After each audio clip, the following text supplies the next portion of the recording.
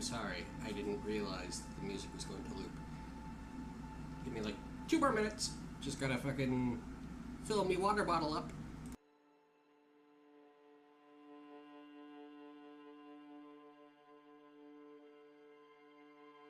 Also, hello, Four Gothers. Thank you for the follow. I didn't see that. I was in another room getting shit ready.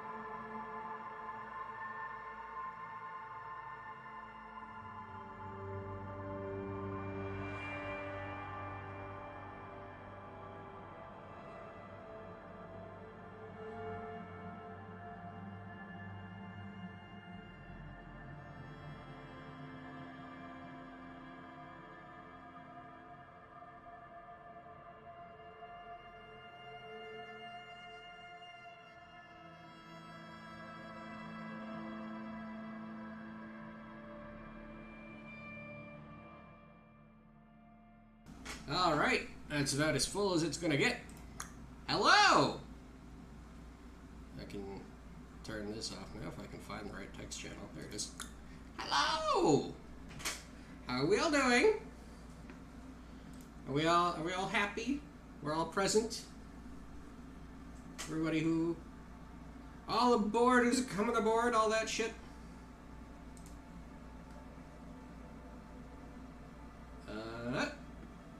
Okay.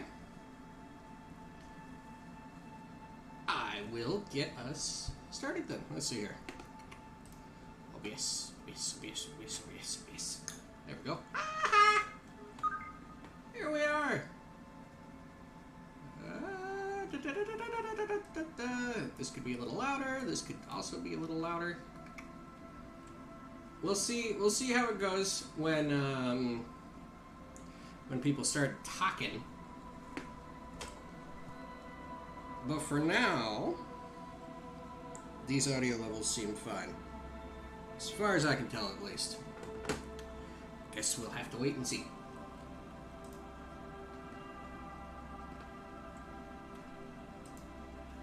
So how are we all doing in the last X amount of time since I was last live?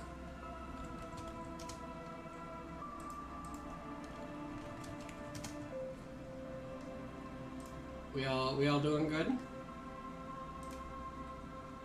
We've all seen the errors in our ways and understood that Spooky grabbing 1,500 times in a row is not fair. There, that should be good. Oh, let's get started. We are in the bookstore. Probably should have watched the last VOD just to make sure that I knew where we were, but I believe I'm aware of our vague location throughout the plot. I'm gonna turn this down a little bit. Just a little bit. Okay.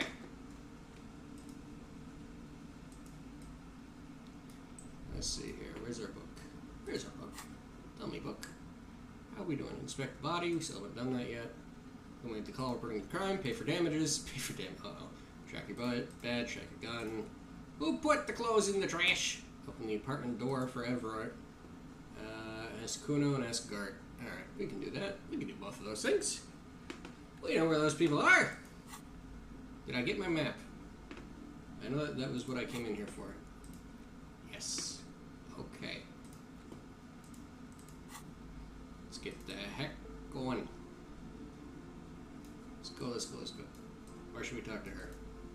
Yeah, let's talk to her. She's funny. Hey there. Welcome to Crime, Romance, and Biographies of Famous People. My name is Plaisance. The clerk extends a greeting. Be welcome, and please take responsibility for the energy you bring into this space. Oh no. Oh no, not one of them. Before we go on, you seem to be well off enough. Can you give me some money? I feel there won't be an opportune moment to ask later. So you are the owner of the store? Or no thanks. Let's put it to a vote, just to also test to make sure the vote thing is working.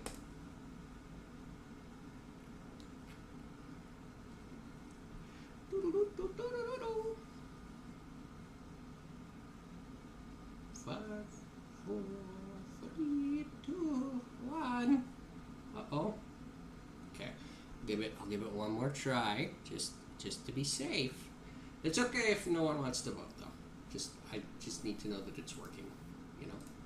I know how it works. Here, I'll cast a vote just to be safe. Just so we definitely have one input in. 3, 2, 1, 0. Okay. Before we go on, you seem to be well off enough. Can you give me some money?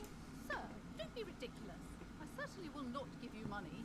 I would be doing you a grave psychic disfavor. Oh. One has to earn one's success, even if one is a police officer. Handouts are nothing but manipulation. All they do is make you dependent. Oh, no. Certainly there are good things to be said about dependence. It would forge ties between us working people. Good practice for fighting our common enemy. You misunderstand me. I'm a powerful feudal lord. I demand tribute. This is about traditions. Damn, you're right. What kind of business relationship would that kickstart? Excuse me. I don't even know why I said that. A lapse of professionalism. That does not represent my values. Vote!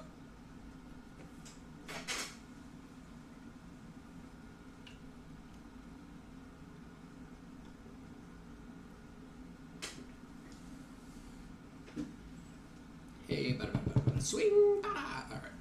I guess I'll just go for now, and then we'll put it up to votes again when people are a bit more active.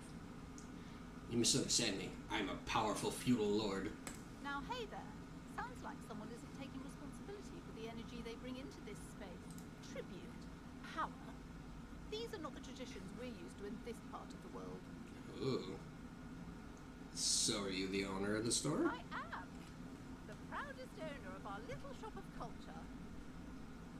Her voice is high-pitched, as if to give it more penetration. What if I want to buy a book? Who's the little girl standing up there? Yeah, let's ask about that. That's weird. Child labor is probably a crime in this setting. We could probably give her shit for that. Annette, yes, my daughter. I hope she wasn't slacking off again with her nose in science fiction. Tell me, was she at her post, doing her job like a proper girl? Yes, of course. I'm gonna be nice. I'm gonna be nice to the poor child. I wouldn't want this as a mother or whatever relationship they may have. Yes, of course. Wonderful. Did you talk to her? Yes. Great. On a scale of 1 to 10, how compelled were you to buy books after talking with her? What? Oh, 10. She's certainly very polite and helpful. My precious, her dedication brings joy to my heart. If you have children, I hope they turn out as great as my Annette. The way you're handling her strikes me as wrong. Annette is quite the trooper. She's a great value add. I'm here to dismantle the free market and abolish child labor. Ooh. Ooh. Okay, let's change the subject. The way you're handling her strikes me as wrong. Mind your own business, sir. Oh. In our society, people don't get to tell each other how to raise their children. It's none of your or anyone's business. Denial is the way she copes with criticism. I'm here to dismantle the free market and abolish child labor. You must be kidding. There's nothing like that happening. Depends. How much do you pay the kid? Good, sir. What does a young child do with money anyway? No, I save it for her as a fund. She's securing her financial future out there. No. Such criminal behavior would not happen in more developed countries. some more developed countries, this sort of thing is 2 felonies: child labor and slavery. Those countries will realise they've raised a lazy and spoiled generation. Are we done with the jokes now? Yes, we've had quite enough fun here. Oh, okay, Kim. Okay, let's change the subject. The woman before you scans the store, her shoulders rigid and tense. Every now and then, she nudges her glasses. What if I want to buy a book? Then why are you talking to me? Everything is on the shelves to browse. Don't you feel compelled to buy anything? She fiddles with her pendant. See those shelves there? Go. Be drawn. Oh. So what type of books do you have? Everything is on the shelves. Take a look yourself.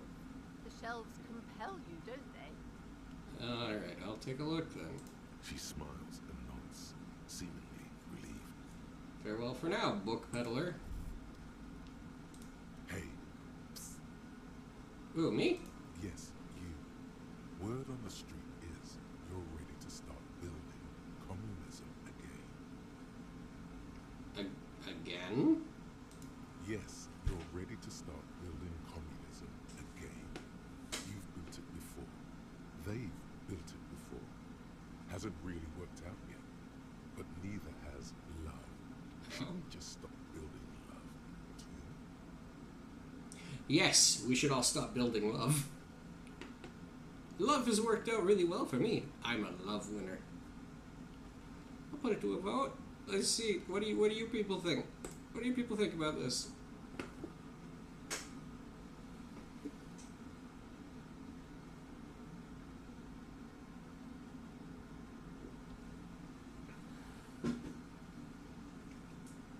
Two, 1, 0. Oh, well.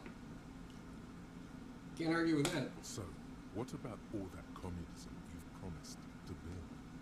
Word on the street is you've woken up from 1,000 years of slumber, promising to erect a version of communism many times greater than any attempted before. Is that true? How come there's a word on the street? You keep saying things like, down with the bourgeoisie, eat the rich, sodomize the landowners, impale all people who have more than 25 real in their pockets, literally murder all human beings regardless of their political beliefs. That kind of stuff. Ooh. That's it's a lot. Oh, right, that sounds like me. Said some mildly left-wing things, but none of those. Oh yes, the mask of ambivalence. Don't deny it. You're about to rip it off and reveal the monstrous seven-eyed lamb of global communism that would devour and masticate mankind. Oh.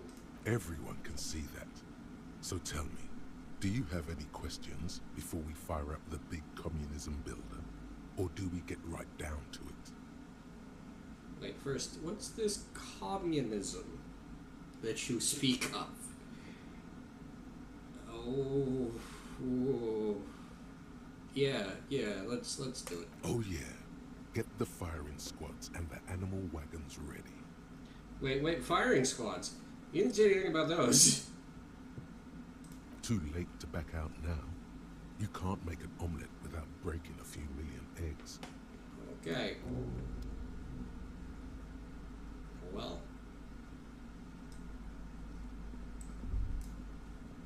What's this? Old sports magazines tucked away in a dark corner. Alright, let's get the fuck out of here.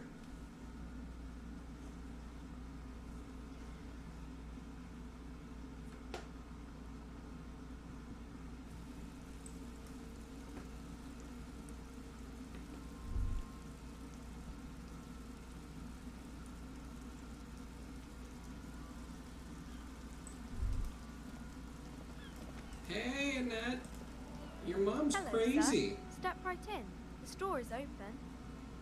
But so am I. I am the law. I know, sir. Are you interested in a new and exciting book? What kind of store is this? It's a bookstore, sir. We sell books, postcards, and some board games. It's called Crime, Romance, and Biographies of Famous People. Sounds good. Books, postcards, easy. Even a kid would know all of this. Little girl, I know what a book is. Books are like very long letters with stories inside them. Nah, it feels inappropriate to lecture this girl. Let's be nice. Don't be a fool. As an expert, it's your duty to tell what you know to everyone. Hey now, I already made up my mind. Sir, are you okay? You've been standing here silently for a while now. It's a valid question. Is it okay if I ask you some questions? Okay, sir. I'll try to answer any questions you have. I hope they're about books. I already know some of these. What is this crime business? Crime fiction is about murders or burglaries or things like that, and the work of a policeman or a private detective who's trying to solve a crime and catch the criminals.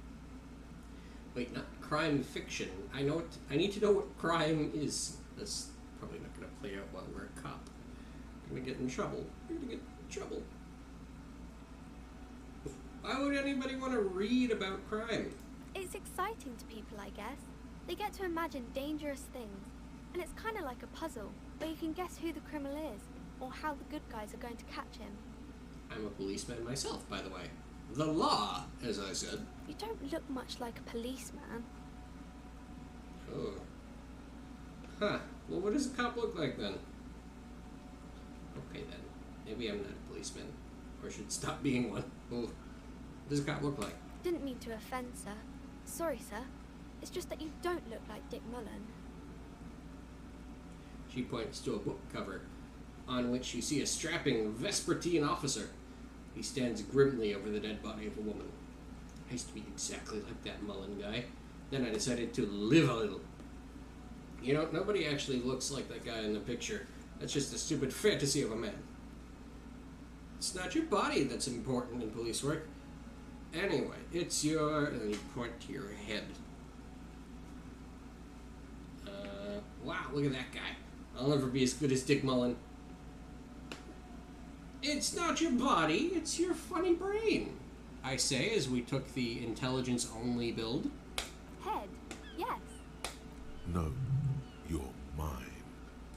Not head, child. Heads. Ooh. Flexibility. There are millions of different people out there, and you have to get into their heads. Sometimes you gotta be the killer to catch a killer. Oh, ooh. A Quicksilver mind. This Mullen guy looks like he needs 4 hours just to come up with a single idea. Ooh. Let's insult the fictional character. That will be funny. No, he's wicked smart in the stories. Sure, when the author does all the thinking for him, real policemen have to think and act on their own. Like you, sir. Of course. He's just a fictional character. He's no match for you. Maybe you can show me some real police work, sir. Like in the books. Okay, I'm going to deduce something about you. The girl keeps her hands folded, hidden. Why is that? Hey, why do you keep your hands folded? What do you mean, sir? You don't need to be worried. I'm here to help. You can show them to me. Actually, I'd rather not deduce anything. Every time I deduce, people get hurt. Oh. You don't need to be worried. I'm here to help. She looks around anxiously. Her hands remain folded in front of her. She doesn't want to show them. The lieutenant stands by, looking at the two of you with little interest. It's okay. She brings out her reddened hands, her nails frayed, nearly chewed down to the flesh. You bite your nails. And you knew this from me keeping my hands folded? She shoots you a suspicious glance. There were a few other hints.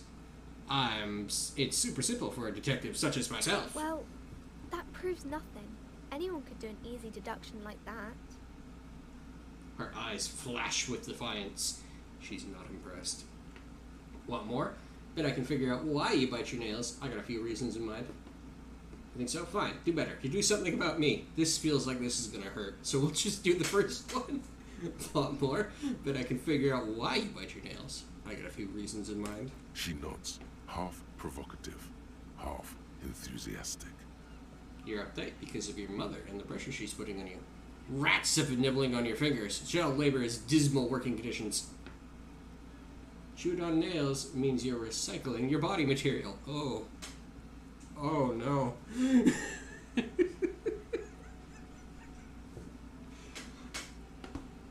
It's an intense dedication to the way of business. There are no riches without personal sacrifice. No, it's your mom, right? Maybe so, sir. Okay, I know it's a bad habit, and I shouldn't. Either way, another ace deduction by the #1 detective in town. It was okay, sir. She's still got a rebellious streak. Oh, come on, kid, play along. There's more that can be achieved here. Ask her to do the same. No, I'm not. I've only got one morale. If she says something mean, I'm gonna cry and give up. This was a masterclass move. Whatever, kid. I don't need to prove myself to you. If you say so, sir. Now, what is imminent? It's Or the what type is of book romance? where there's a rich lady, and she has to choose between the good man and the bad man. She smiles at the thought, perhaps imagining herself in that situation. Or there could be a story about a poor lady getting a rich man. It's about man and lady business, sir. What about a poor man getting a rich lady? What about when both the men are bad? What about when everyone is poor? What about a book where the man and lady business doesn't work out at all? That's enough romance for me. I have other questions. Let's put it to a vote. See if anyone's here who's willing to vote.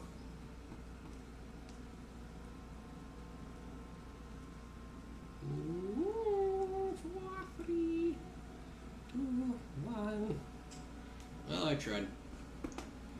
What about a poor man getting a rich lady? It happens, but usually the guy gets rich in the process. Or should actually be rich himself, but has lost his family property unjustly, like during the revolution or something. I see. Those are unhappy books, for most of the pages. People sad about what they have lost, but then it all turns out just fine in the end. What about when both the men are bad? These are not very common. You can't have a choice between bad and bad. Nobody wants to read a story like that. Well, what if it's written really well? Well, maybe then it's fine. Maybe if the lady then decides not to pick either, because she doesn't need a bad man. Yes, that would be interesting. What about when everyone is poor? That's really not a proper romance story. That's more like everyday life. Sometimes you have to write about real life things. Not in romance books, sir. These are about nice and pretty people, and everyone is happy in the end. I'm gonna dodge this one too, just so we don't fucking game over. Just in case. You know. That's enough romance for me. I had other questions. Maybe some about other books? Who are these famous people? Oh, kings and queens and generals of old, or artists and writers, or musicians, those kinds of people. There's usually something extraordinary about them. She scratches her cold, reddened cheek, then continues. Scratches with what? She's got no nails. I think that's why people read them, to find the secrets of their fame. Seems like most people who read those books fail to get more famous from reading them. Reading those doesn't make the readers more famous, though, does it? But it does make the famous people more famous. She smiles gleefully. Oh, fuck. Yeah, I guess so, doesn't it? It's a horrible loop. Fame sounds delicious. Maybe someday someone will write a book about me. Fame is for vain people. I have better things to do. These famous people sound like a bunch of dorks. And its expression remains ever so helpful. But she doesn't say anything. Oh. Yeah, you heard me. Only losers waste their time with that garbage. Never mind, I literally had nothing else to say. Yeah, you heard me. Only losers waste their time trying to get famous. Isn't that kind of a childish thing for a grown-up to say? When she grows up, and if she grows up to be clever, she'll discover there's no such thing as a grown-up. Oh, fuck. It's too real, man. Back off. Do we just say this?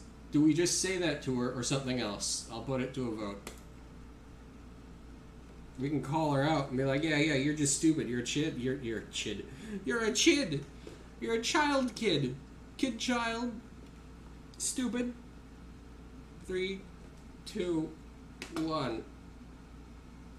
Okay, I'll maybe. She gives you a quizzical look, not understanding the reasoning behind your odd outbursts. You can stop calling me sir. I am but a working man. No, sir, I can't. It would be too tiring to refrain from it. It's already tiring enough to remember to say it all the time. It's nice of you to say I could stop, though. I get you. I, for example, can't stop making this face. The expression. Do we all remember the expression? Okay. When the next person comes, you'd have to sir or ma'am them again. Sir it is then. Soldier on. Let's talk about the expression. Maybe we can root around in there and figure out what the fuck that is. That's a friendly enough face, most of the time. Oh. Okay, bye then. See you around. What is this? Hobocop. There it is. Technically, you wouldn't be a cop anymore, but a hobo. That would mean game over for the cop chapter of your adventures. But who knows where the hobo part takes you? To the bar, the old L'Assommoir, to the pier or the sewers, to Le Royaume, where for 300 years they interred the dead. You could plunder royalist crypts for long-forgotten triple malt bourbon, then fight the Arden-Macan beast that lurks the bottommost sepulchres. The secrets of the city are all yours at last. Wow. That's pretty solid. No, we didn't get the whole row. I thought maybe we could get another one. Oh, here it is. Communism. We can internalize communism once we level up. I think we're going to save that, though, to level up our morale so that we don't fucking die in one insult. You know? And then, what do we have to do? Right, we gotta go talk to Kuno again. Everybody loves a good Kuno, right? Hey, Kuno! Hello, child. Do you know anything about anything?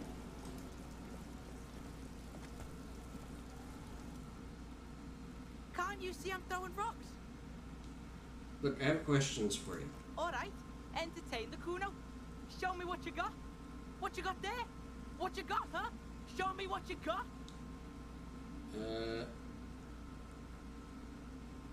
Kuno, I keep throwing up. I can't investigate the body at all.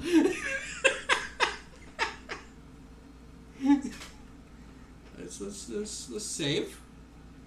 Oh no, we're not allowed to save yet right now. Quick save, please. Kuno, hey, you know what? We'll vote. It won't be my fault if we die.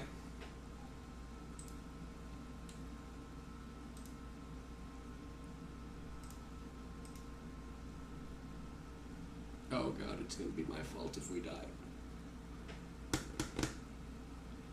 Here it is. Kuno, I found your shack. We'll do that one instead. You found Kuno's secret door to Kuno's secret shack. It was closed for 5,000 years. How the fuck did you get in? I phase shifted through the roofing material. Shit. Get the fuck out of here. You can't do that. You can't do that, Kuno. He's trying to fuck at you again. Pigs can't displace. Can't do that teleport shit. He says to himself, then turns to you.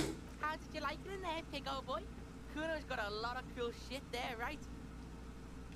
What was with the pig head? Oh, that? Kuno decapitates pigs. That's just a Kuno demo tape. Were you trying to send me a message of some sort? Demo tape. Like some kind of musician? Cool pig head. I liked it. I got one too. This one. Point to your head. It's shit. Forget it. I'm not saying those things.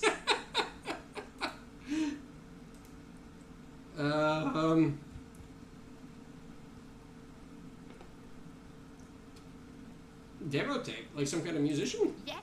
Kuno plays on Snuff Radio. Fucks pigs. Live. Oh. Fucks their heads off. Kuno's a cop killer. I found a plate covered with powder residue. Know anything about it? That's where Kuno gets his daily hit of electric. Kuno Shazam. Kuno rides the fucking lightning in there, pig. Hey, Rack! How you doing? Didn't think I'd see you here. Or Toonie? Toonie? Right, Toonie. Toonie's what she like. Hello, Toonie! Bet you'd like to ride the lightning too, wouldn't you? You feel tired. I'm a ninja. and cold, Ah. But you could have that sparkle in your eyes. What's with the tube of magnesium? Or what's with the tube of magnesolum, Kuno?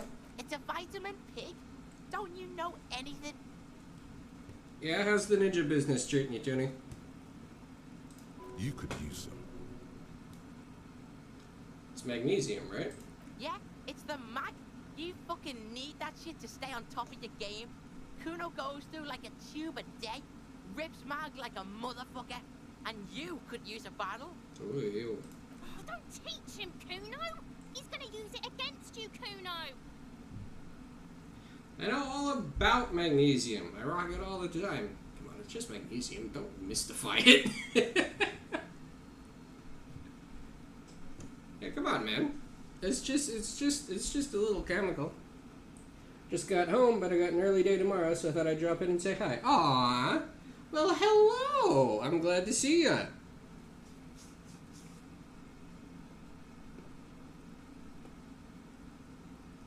You're not getting this, pig. It completely takes away the hangover. It's like you didn't do anything. Like you stayed home playing with your choo-choo. He looks at you, eyes bulging. Oh. Have fun. Wish I... Aw. I do too, Toonie. You have a good night. I'll see you later. Fuck you, pig. Don't do mag. You're gonna OD and you're gonna fucking die. Yeah, I've heard enough of this. Good call, Pigmeister. Don't come and talk to Kuno about his kingdom. The body. What do you know about it? Shitload, pig. What's your question? Don't tell the pig shit, Kuno. This is where you quickly ask him questions. Real cop questions. Like a cop. Do you know who he was? Kuno's fucking. Kuno Oh, uses the yo. fucking for target practice. He's trying to hide the fact that he doesn't know. I meant who he was before he died. So you don't know anything. Kuno knows all kinds of shit. Kuno's not a snitch. That's all. Trying to make the Kuno sing into the popo phone. Popo phone's pretty good. Do you know how it got up there? Probably climbed. Kuno was busy down the road when that shit went down. So you didn't see it happen. You heard Kuno. Kuno wasn't even in Martinez. Kuno wasn't in Revachol. Kuno wasn't regional. Oh, okay. Where'd you go then? I don't know. Some fucking He looks around trying to come up with something. Mesco or I don't know. Some other place. Night City. Kuno was in fucking Night City. Hey, Spoons! There is no Night City anywhere. That sounds like the name of a city in some pulp science fiction novel. That's a fictional city name. Night City does not exist. Why you gotta be riding Kuno's ass? You haven't been where Kuno's been. You haven't been in Kuno's head. Okay. You wanna know where Kuno was? You wanna know what Kuno's been fucking up to? Uh-oh. Don't tell him that, Kuno. It's lame. It's not fucking lame. Kuno's building Kuno's City. Night City. Rage City. The City of Rage. That's it. And it's not lame. Lame. That's the name of Kuno City, bitch. Get the fuck off Kuno's back. This shit ain't about that. It's impossible to deduce what it is about, at least for the moment. If it's important, it'll come up later. Focus on the case. Kuno is a fucking construction worker. Well. Isn't that exciting?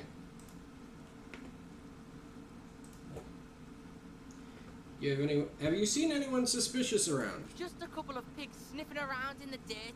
That seems pretty fucking suspicious to Kuno. Damn. Yeah, you tell the faggoty, Kuno. More on this later. Right now, let's talk about something else. You're testing Kuno's patience here. Uh-oh. Get lost. About the crime scene. You kids often play in this yard? Right, Pig? This is where Kuno plays with his little wooden choo-choo. What do you want with it? The dead man's clothes were in the trash container. How'd they get there?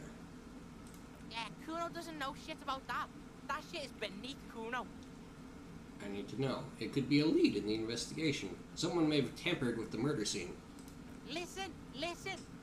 Kuno doesn't care about this small-time shit. Just listen. Kuno saw what you did there, dumpster diving. Sad shit. Kuno could hook you up with some sweet rags. Shit like Kuno's wearing. Your size, good price. 500 real. Why is this where this is going? You'd have to be blind not to notice the giant white letters F-A-L-N running down his trousers. Wait, I asked you what happened to his clothes. He must have seen them lying around. Alright, entertain me. What's so great about these pants? No, Kuno. You don't know anything about the tampering I'm investigating, and I already have pants. let's put it to a vote. Put it to the vote. Does anyone have any opinion on what we do now?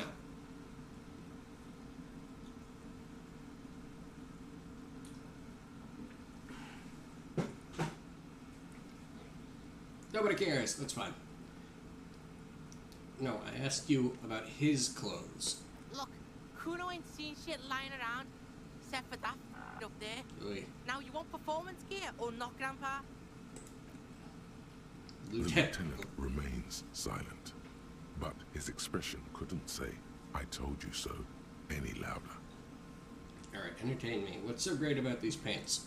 Pig, these are found modulars, liquid fit, performance crotch, urban survival shit. Made in Mirova by scientists, pants scientists. Believe it, you need this shit. He unzips his jacket to give you a quick peek at the plastic wrapped pants. They are graphite black and look brand new. These could drastically improve your chances of survival in the urban wilderness. Coach Physical Instrument endorses these pants. They are tartan ready. They will also make you into an idiot. Ooh. No, Kuno. You don't know anything about the tampering that I'm investigating, and I already have pants. Whatever. Kuno is trying to help you, but you're too fat for fouling anyway, Pig. There was also this mug in the trash. The racist mug, if you remember correctly. The fuck? A mug in the trash? Is this about the fucking clothes again?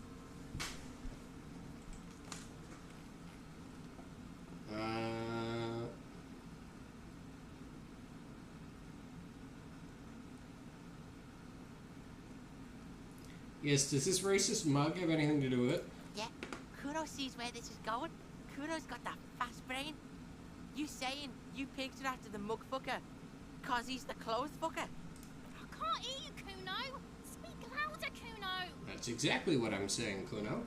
Someone has tampered with the crime scene, cleaned some of it up. Shit, that's tense. Someone's going to the beat-down basement, huh?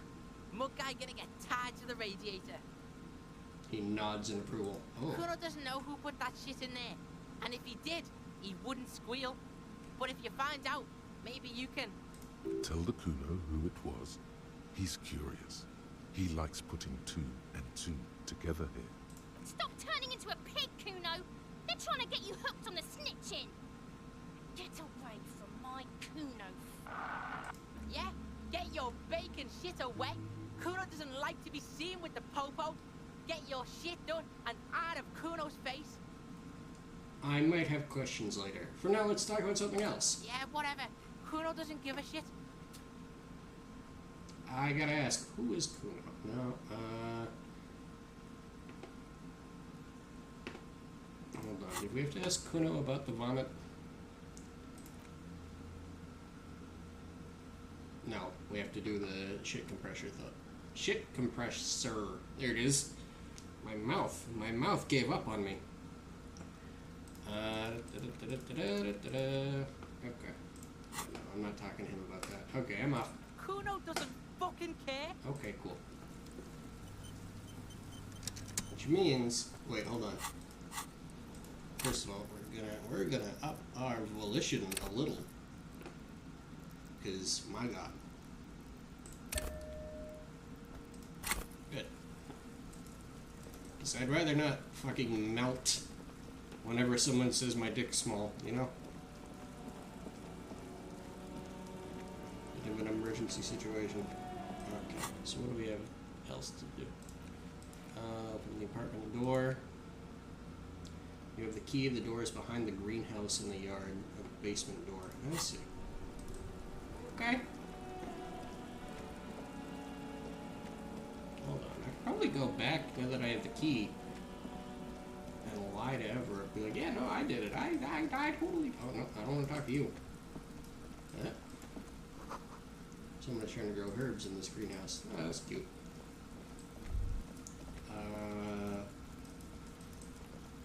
Oh, you know what? We probably have to go all the way around to get back there where she is. Oh. Okay. Let's get a move on. Do I have a bag yet? Tools. No, I do not. Okay. Do-do-do-do-do-do-do-do-do-do-do.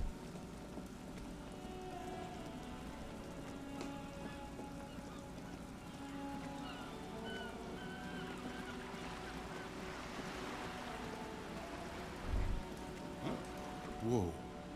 What have we here? A bridge? A bridge with loose nails and rot-infested wood that creaks in the wind. A construction code violation if there ever was one. Whatever. Let death come. I'm a Rivasholian badass.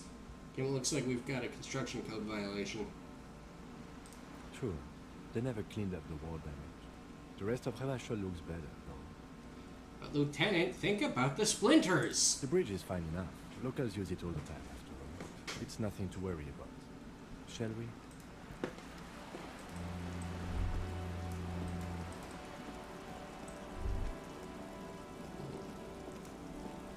Yes, up here.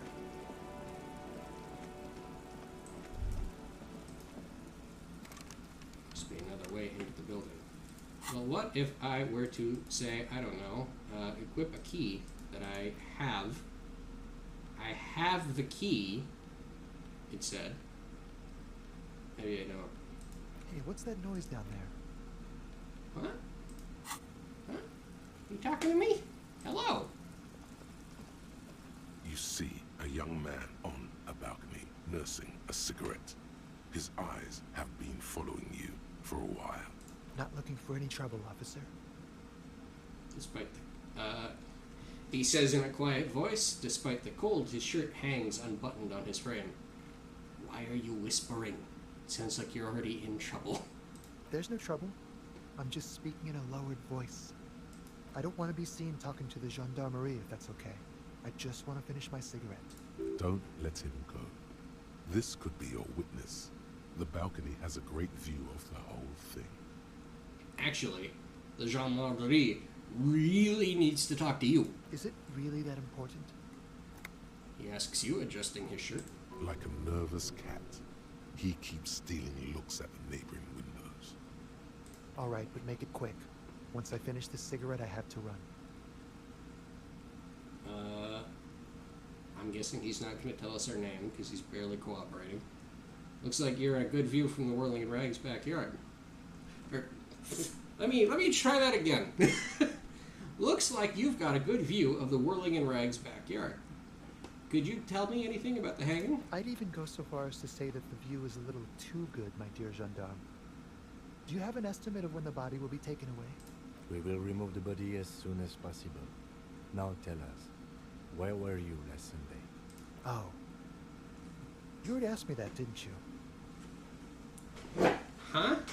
Wait, is someone else investigating the lynching? Did you? We asked him. No, not you two. Some more muscular type. Oh. And when did you speak to this more muscular gentleman? Lieutenant takes out his little blue notebook and writes something down. Oh shit, Kim's on it. Last week? I don't know. Look.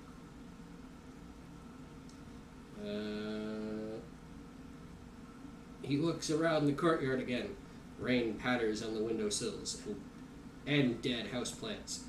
Too late to do them any good. It'll take more than rain to bring this place back to life. You didn't answer the question. What were you doing last Sunday? I had a friend over. What kind of friend? It was my Sunday friend. What's your friend's real name? Did he see something? He doesn't reply, gesturing no with his cigarette. Under the grey sky, the neighboring windows are streaked with rain. Can you tell me your name? My name? My name is Martin Martinez. That's definitely not his real name. You're not actually called Martin Martinez, are you? No, of course not. Could you please lower your voice? He scans the courtyard. It's silent like the bottom of a well. Every sound captured and reflected back. Alright, we'll talk later. No. We won't. Takes one last drag of his cigarette before stubbing it. Before stubbing it out on the balcony. Now, if you'll excuse me, I really need to get going. Let's take the suggestion check. 17% chance, but maybe. Just maybe. Time to bring out your secret charm.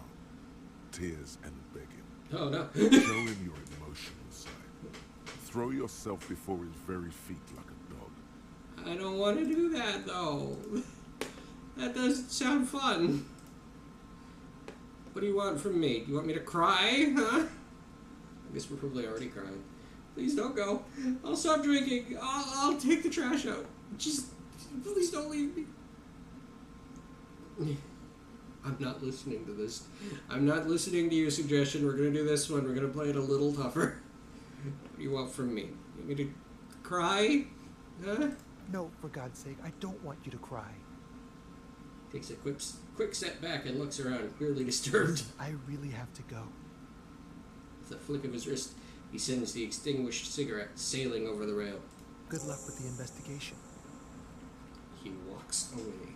I guess we're about to watch him walk away, aren't we? It's always interesting when you get these little specklings of animation.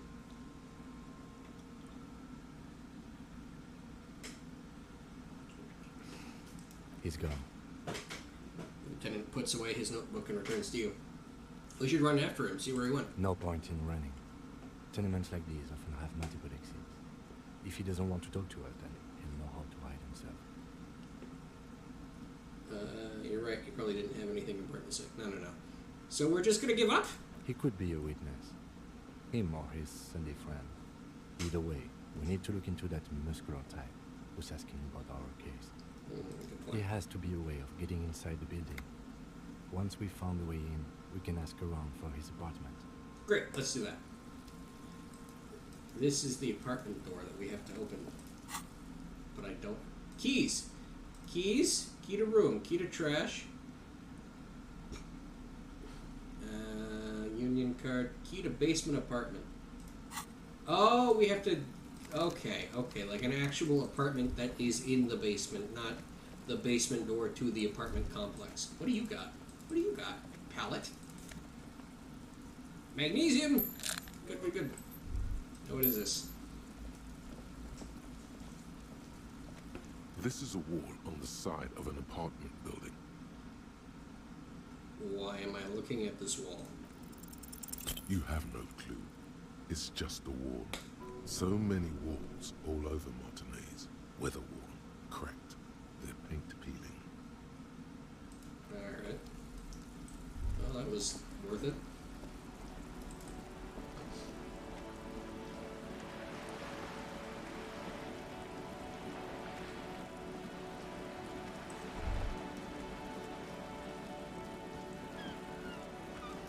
Hey! This will be useful. This is one of the most important items in the game.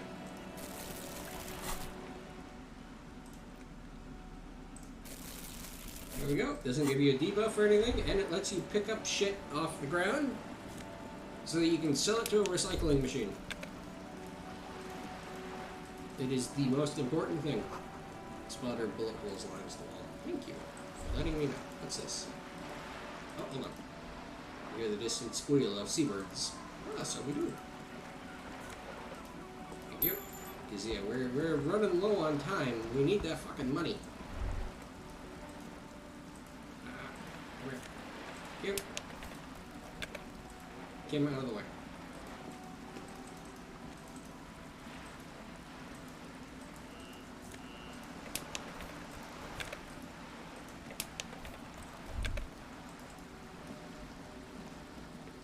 I realize this might be a little boring to watch. So we'll just move on now and pick up whatever we happen to find.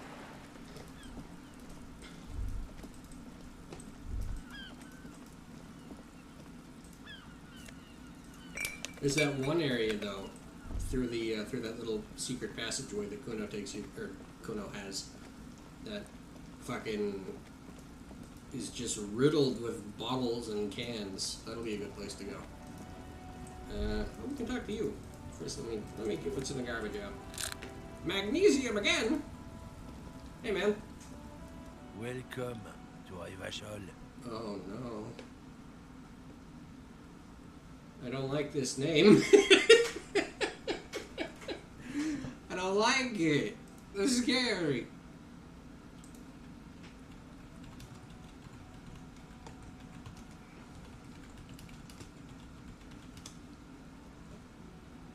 Hey man, why are you addressing my partner like that? Yeah, I know, Revachol, that's where we are. Don't you welcome to Revachol me. My grandfather came here from a 3,000-year-old racist isolationist culture, while your ancestors came to this island a mere 300 years ago. Oh shit.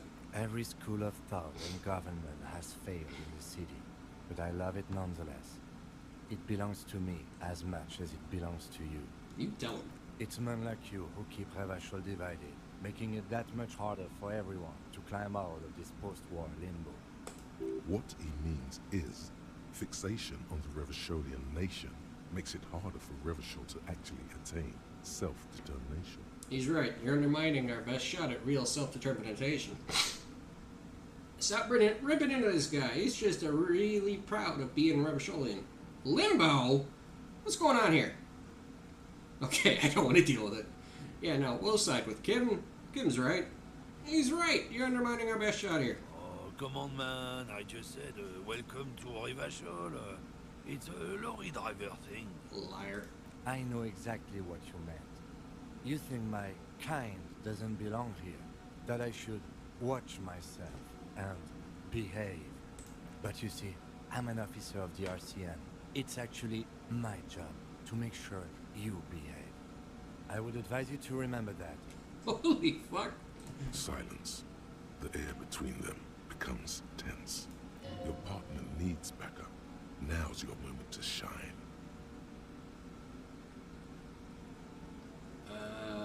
Fucking hey, Kim. I got you back. You two make a cute couple. You know that? Ooh. The lieutenant exhales and resumes his regular calmness. Now that that's settled, we have a couple of questions. Whatever you say, officers. Oh. Ooh, the sass. The sass.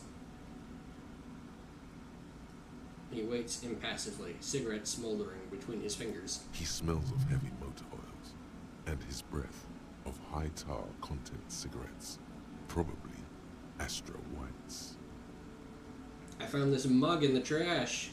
Is this yours? Oh man, that's great. Look at that guy go. I haven't seen anything that funny in a while. Yeah, of course. Is it yours, though? God, man. Thanks for that, but no, it's not mine. He doesn't live in Martinez. What are you hauling? Oh, not much anymore. I'm here to pick up some cargo, but the dock workers are on strike, so it's a sit and wait on your ass situation. How long has this been going on, then? The strike? Oh, they've been at it for a while. A month, 2 months maybe. But this here is just the last week or so. What happened to... What kind of cargo were you supposed to pick up? Apples. Uh-huh. Apple is exactly the kind of thing you'd say if you had something to hide. Sounds like a cover story to me. Look, as detective. I come from a long line of Lorrymen. We got ancient rights and privileges. He loses his patience for explaining it. Oh, I'm here to pick up a load of fucking apples, man. Just regular Koiko picked apples. Koiko may be another derogative for a person from Grad, Ethan. Oh, so they grow apples in Grad? Yep, it's one of their main exports. They grow them down South Yekokata. A beautiful place. Got great scenic vistas. In fact, Yekokata is a desolate wasteland whose name literally translates to Zone of Ecological Catastrophe. It features no scenic vistas and supports virtually no plant or animal life. Yekokata is not in the south, and they definitely don't grow apples there. Yeah? Says who? It's literally in the name Zone of Ecological Catastrophe. Then, I guess they grow apples somewhere else. You can never really tell with those Koikos. They're everywhere, except their own homes. Keep saying Koiko. What does that actually mean? He means the people living in Grad. Yeah, you know, Gradniks, Gradvolk. Those degenerates from Grad. Okay, so it's an ethnic slur. Hey, if the name and description fit by the very grace of nature, who am I to say otherwise? So, can I see the apples? Did you miss the part where I said they aren't here yet? No, fuck. Besides, even if I did have some, I wouldn't go putting my nose in them, huh? He looks at you with a strange glint in his eyes. What does that mean? Relax. You've got all you can get here.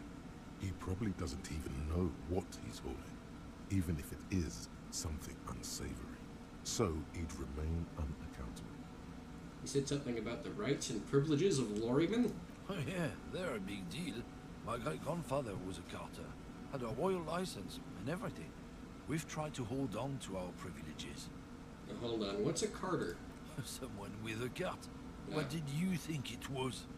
That's how deep into history our thing reaches. Before machines. And what's a... So he was a garbage man. Not at all. We are part of a guild, man. Everything, huh? It's very ancient. Very prestigious.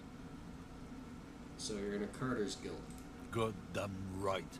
They've been trying to fuck us out of our heritage in the name of profit. When they try to replace us, they'll regret it. Trusting street thugs with their goods is going to fuck them right up the ass. Mark my words. Generations of practice ain't no laughing matter. Alright, we're done for now. Huh. What a fella, huh? Good lord. Got a new thing. Oh, it's probably... that. Yeah, there's probably something new to say about it. I'm not engaging with that, though. Because that's gross. The mug's yucky. Alright, what's going on over here? Wait, big muscly man. You! Hey! Hey, you! Bastards! We have a right to work! I am the law. Hold up and stay frosty, everyone. Cops are here. The broad-shouldered alpha male turns to you. He's a full head taller than everybody else. You here to fuck with us? Beat the honest worker down. Yes. Pause gives the workers strength, gives them power. We have a right to work! Besides, we're not that different. Oh. It helps if people see us talking, cops and strikebreakers together. Shows authorities are on our side. Builds confidence. Regardless, I have some questions for you. Maybe you should ask them the questions. Like, why we're not allowed to make a living here. Shame on you! We have families to feed, you piece of shit. He points his finger at the man sitting on the railing. So do we, Scott.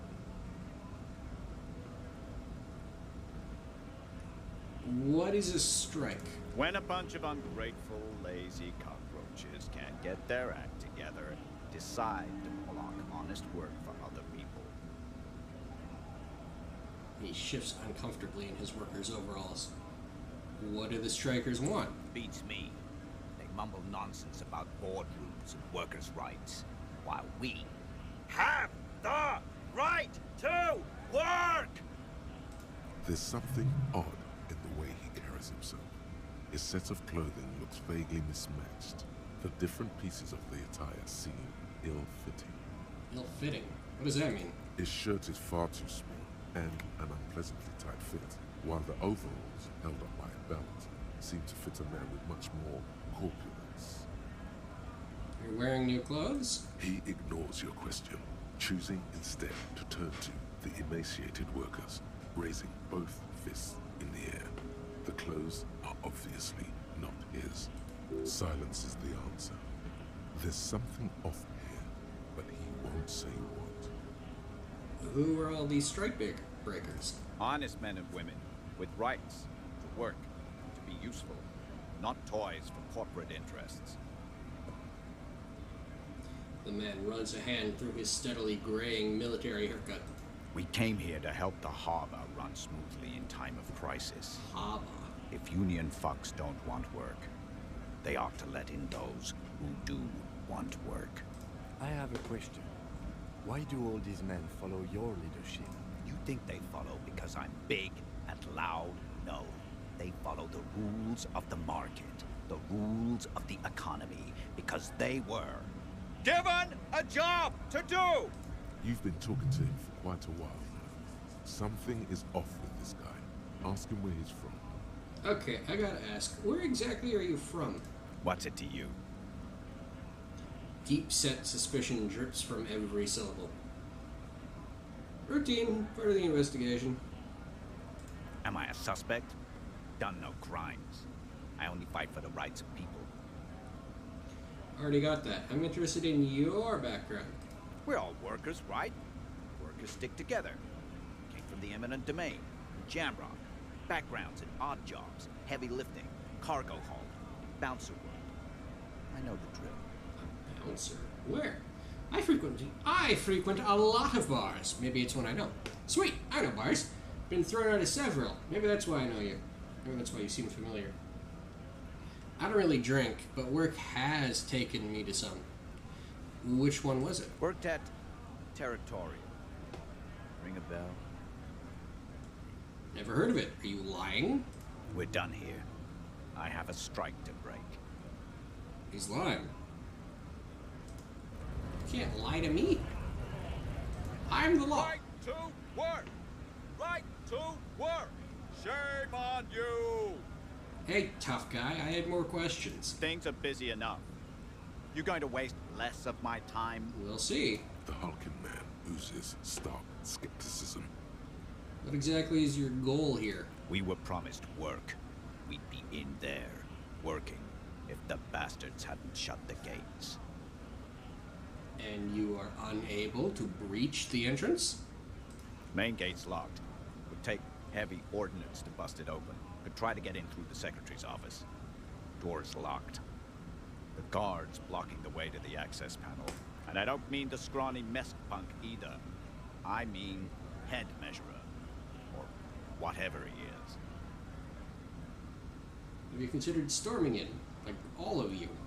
Why don't you go arrest them instead? I'm sure they've done plenty of criminal Who shit. has to die either They have shitting? that look. No, Spooky. That's not what I meant.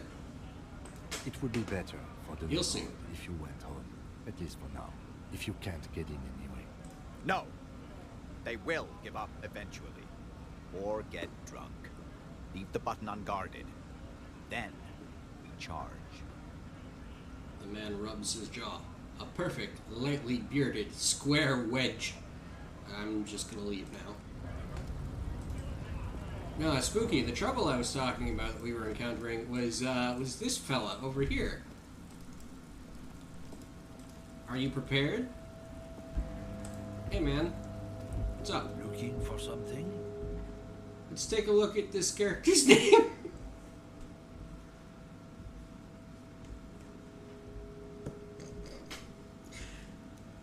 it's that as soon as you click on him, too. You don't... You kill him. Kim chews into him hard. Watch the VOD later. It's fantastic. Kim fucking whoops his ass.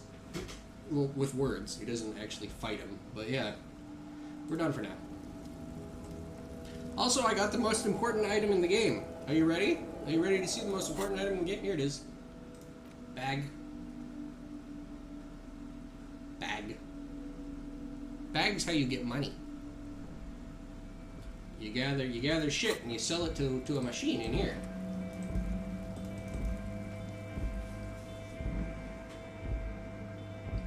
It is not a BD toy. Shut up!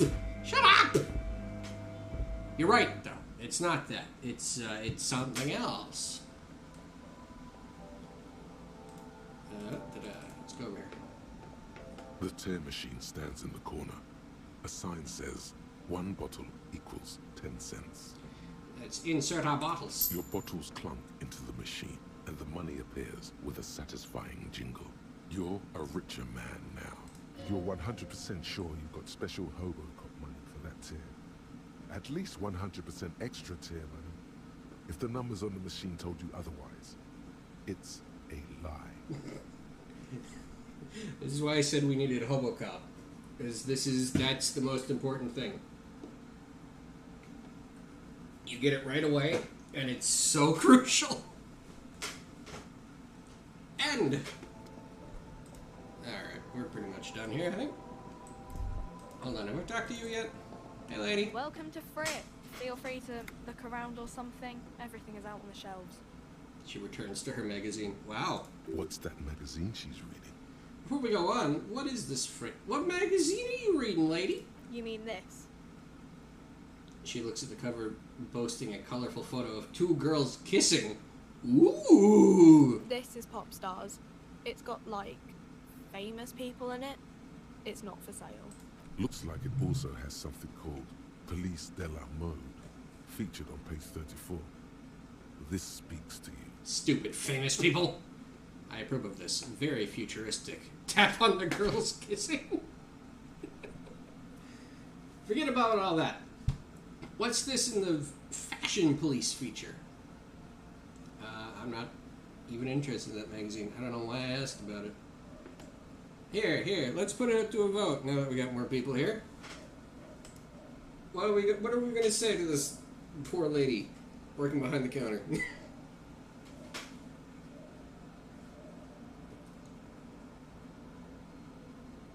I approve of this. Very futuristic. She pops her raspberry-flavored bubblegum and nods. Her shoulders tense. She shuffles back only slightly. Bewilderment and repulsion root her in place. Oh. The lieutenant frowns at you before turning to the clerk with an apologetic half-smile. What? Very futuristic. Is it just me, or was it the idea of what I said that caused that reaction? Because to be fair, looking at this fella here, looking at here.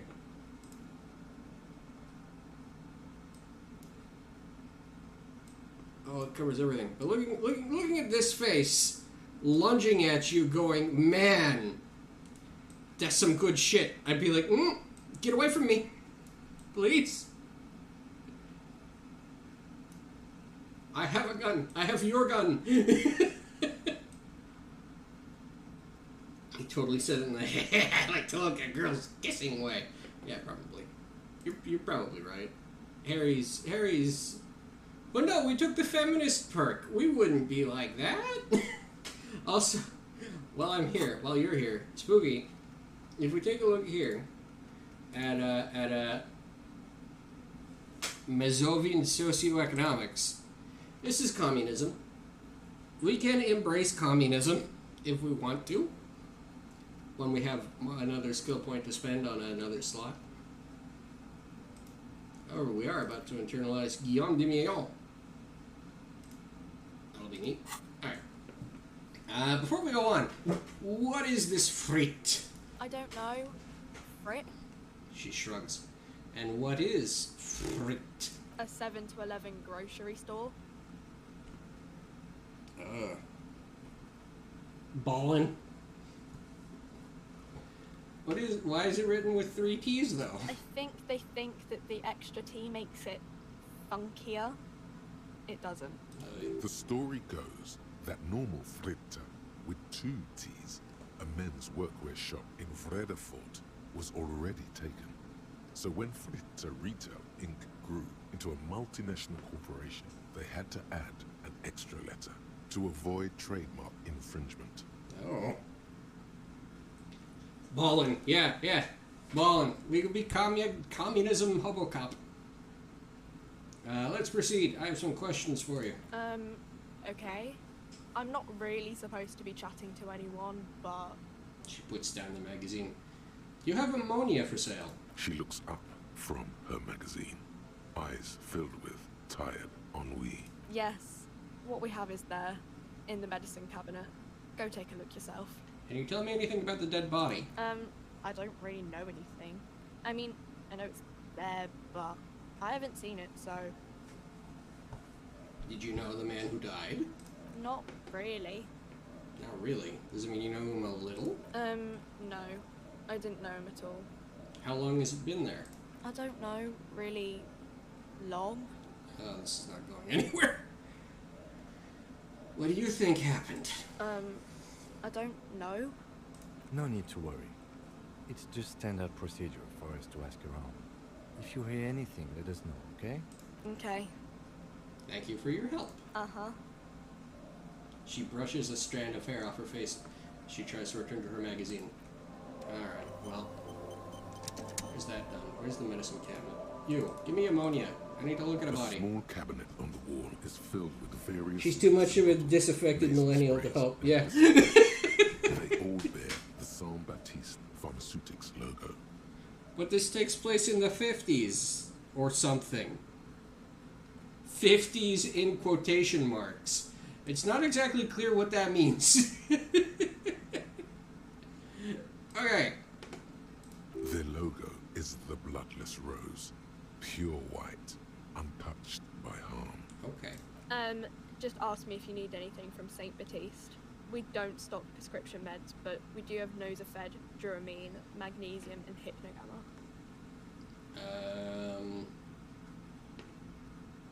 I need, none of these are ammonia. Lady, you told me we had ammonia. You said we have ammonia. I swear you did. Despite being pre-millennium, she's way ahead of the curve. Very hipster. Yes, exactly. As you can tell by the hat.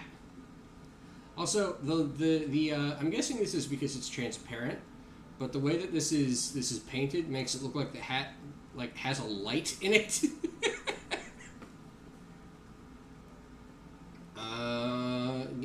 I'm good. I'm good as far as all these are concerned. I needed ammonia. You let me down.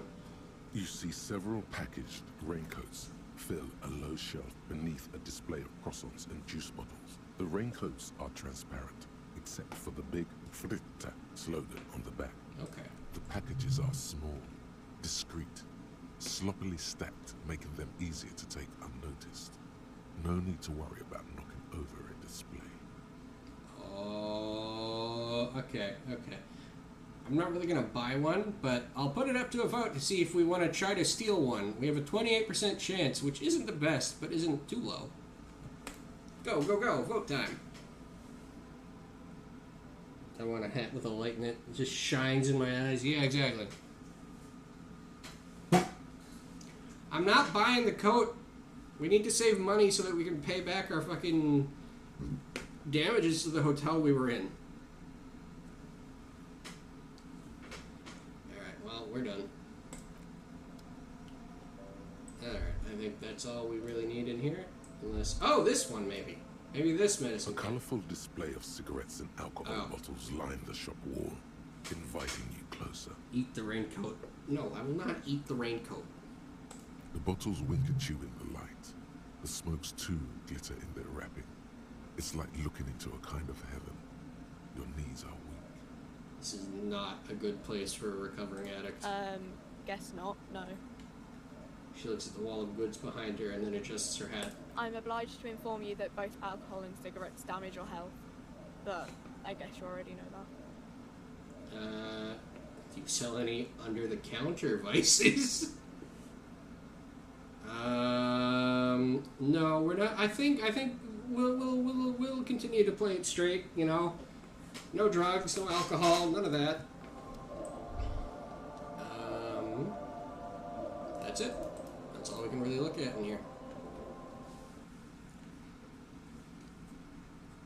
Let's play it gay. We will play it as gay as we can. I promise you. We already screamed at Kuno and his friend that we were gay. Let's not forget.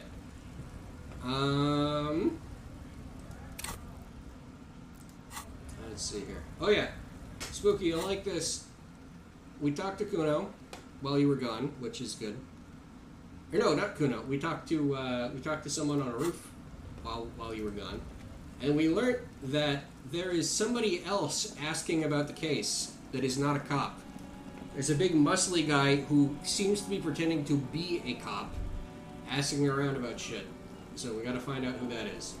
We've also basically deduced by the fact that it's not a dialogue option that it's not this big guy up here. It's not him. And it's probably not Measurehead, because Measurehead's been up there for like all week. Oh, you haven't met Measurehead yet, actually, I don't think. Can I EX? Sure, you can, Kuno. You can try. I would love to be given that option. Just if you walk up to him and do the input while you're in a dialogue option, you just do it. What is this? Why can I pick that up? What did I see that I could pick up? What are you? Come here. A bottle. Thank you. Is that another bottle then? Nope. Howdy. Tectonic force.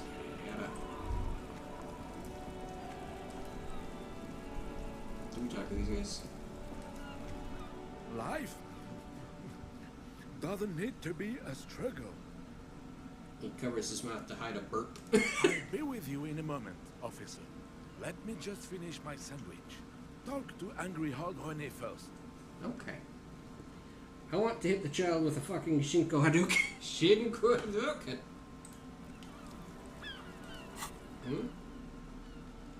What? What? Why am I getting pinged here? What is this? There's nothing for me to know about here. Why do we lose authority for having a clipboard? That feels backwards. Have you no shame? Whining about your back every time you bring out the measuring tape. René, you're a man with a fork in a world of soup. Please, let's just try to enjoy the game, alright? This one's still chewing on his sandwich. I'm trying to, but you keep breaking my concentration. You're old. I can see that. We're both old. Now stop grabbing your ass like it's a girl. Oh. These manly men are playing balls. This is a ball game. Grab a ball and play it. Don't ask questions. Shoot first. Ask questions never. I don't think I want to do that. All of my fucking physicality skills are pretty low. Motorics isn't too bad, but yeah, all of my. I feel like this is gonna be like a shot put type thing. What do you guys think? It was in a toilet. Ah.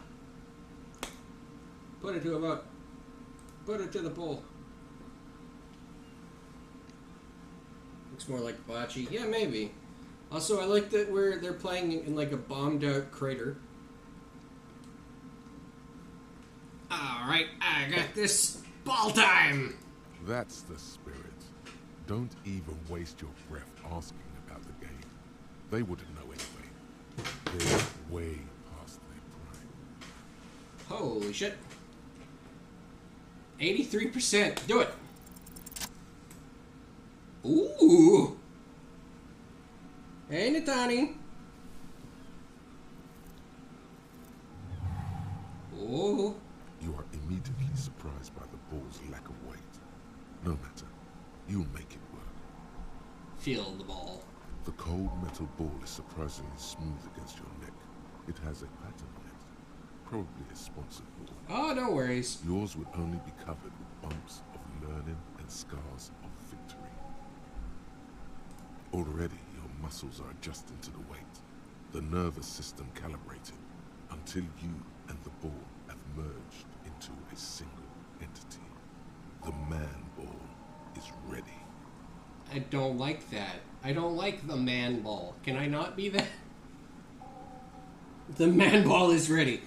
So yeah, don't worry, Natani. It's all good. Don't need to apologize about being late as long as you're here. Let's take in the surroundings a little first. A chilly breeze ruffles your hair as you stand there, feet firmly planted. All sounds, smells, even the wind, everything fades until the only thing left is the union of man and ball. There is time for a last glance inward. Who am I? An embodiment of pure motion, a fine-tuned locomotor running at maximum efficiency. The inertia can be contained no more than a bullet leaving a gun. Let go! Be the bullet!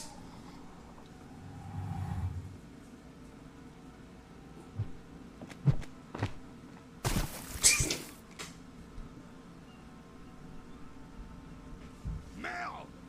Bordel de merde!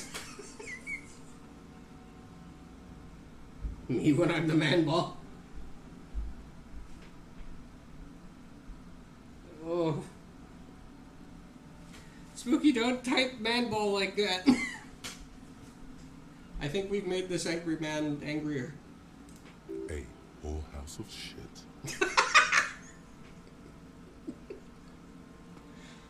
It wasn't whorehouse of shit. The shot was at least 23 meters. Probably 24, and then some. Nothing to be embarrassed about. What the hell is your problem?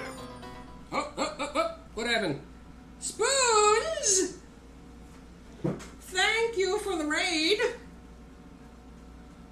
Oh, all of you, how you doing? How you doing? Did you have a good time? What were you playing? Do I have a bot set up? No, I don't have a bot set up. I'm gonna have to manually just look at what Spoons was playing. Spoons! What were you playing? Show me, Spoons. Show me. Don't play the clip. Don't play it. Ah, more Don't Starve Together. Fair, fair. Did you get in trouble? Did you starve? Did you what else do you do in that game? Did you go crazy? And thank you for the follow, Boosh. She somehow kept me alive. You were explicitly told not to do that one. Not to do what one? Oh, Don't Starve. Yeah, love the Sable Eye. Exactly. I thought he was cute. I'm gonna try to animate something custom for a little bit, or in a little bit, and then we'll that'll be how that works. I'll do a little something, probably one for each type of alert, but I don't need to be talking about that right now. We need to be talking about how, with the raid here, I'm going to have to explain what's been going on in the game for the new people. This is a murder mystery where you play as a crazy person. You're a cop. You've got voices in your head that help you make decisions. That's about it for now. We're still on the first day in-game, so not too much has happened. All we know so far... Here, let me look at the little book. Let's see what we know so far.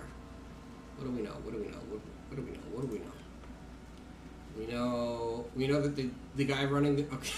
Fuck. I'm going to have to explain that, too. I'll do what I can as far as explanations are concerned, but I have all of the VODs properly labeled for the playthrough so far, if you really don't get what's happening, and I'm right here. I've played this game a couple times. I'll be able to explain anything that doesn't seem to make sense. But there's a union that's on strike, and there's a murder. Those are the two big world details at the moment.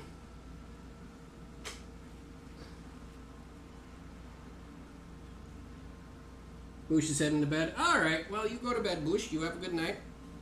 Assuming you're going to bed. But yeah, right now we're not doing anything too important. I will say for the people who've been here before, like Spoons, I'll fill you in on this.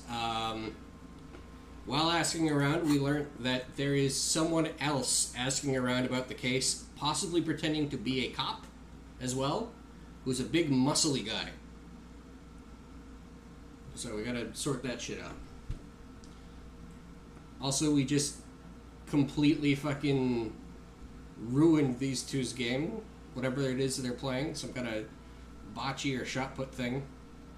Because we picked up a ball and sent it flying into the lake over here. This big wall separates us from like a body of water. And he's a little mad about it. He seems to know the game already. We shot put the ball and they are very upset. Yes. Not a weak right triceps. That's what the hell is your problem? Not a weak right triceps. That's for sure. I don't care if you are a cop. You do not just ruin someone's game. It's so goddamn disrespectful. I'm sensing anger, and I don't understand why. Vandalized our game, son. We can't play petanque with 5 pool. P-Tank? I'll put it to a vote so that everybody who's new here can get an idea of how the voting system works.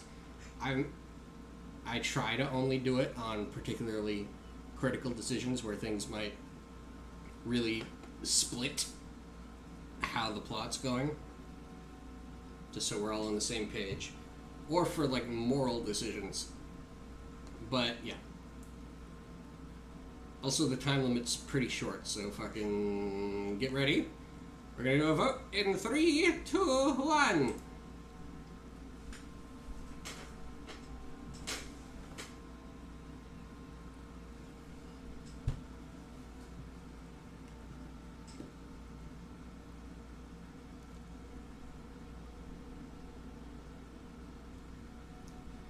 Okay, P-Tank.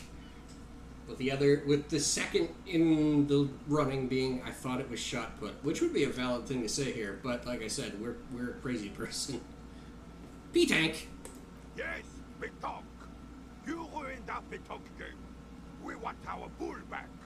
Take it easy, René. This is just a misunderstanding, isn't it, officer? No harm done.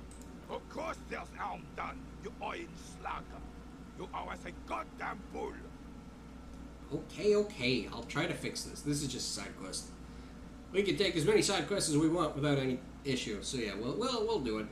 Okay, I will try to fix this. Good. Mistakes are forgiven. Men at least try to right their wrongs. I believe you will try. Now, why did you approach us? Yes, why did you come here? It's unlikely they know anything about the murder.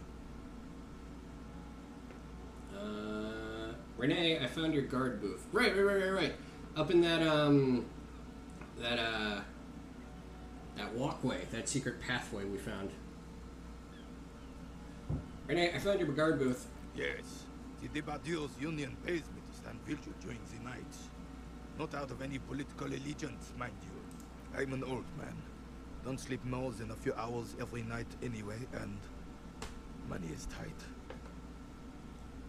You must have seen something on the night of the murder. Your booth looks right into the yard. I saw a picture in there. You were in it. Who's the girl? Alright, I'll put it to a vote now, too. If this happens, if asking him about the girl happens to softlock us, I don't want... Or not softlock, but softlock us as far as talking to him is concerned. I don't want it to be on my conscience. 3, 2, 1, vote!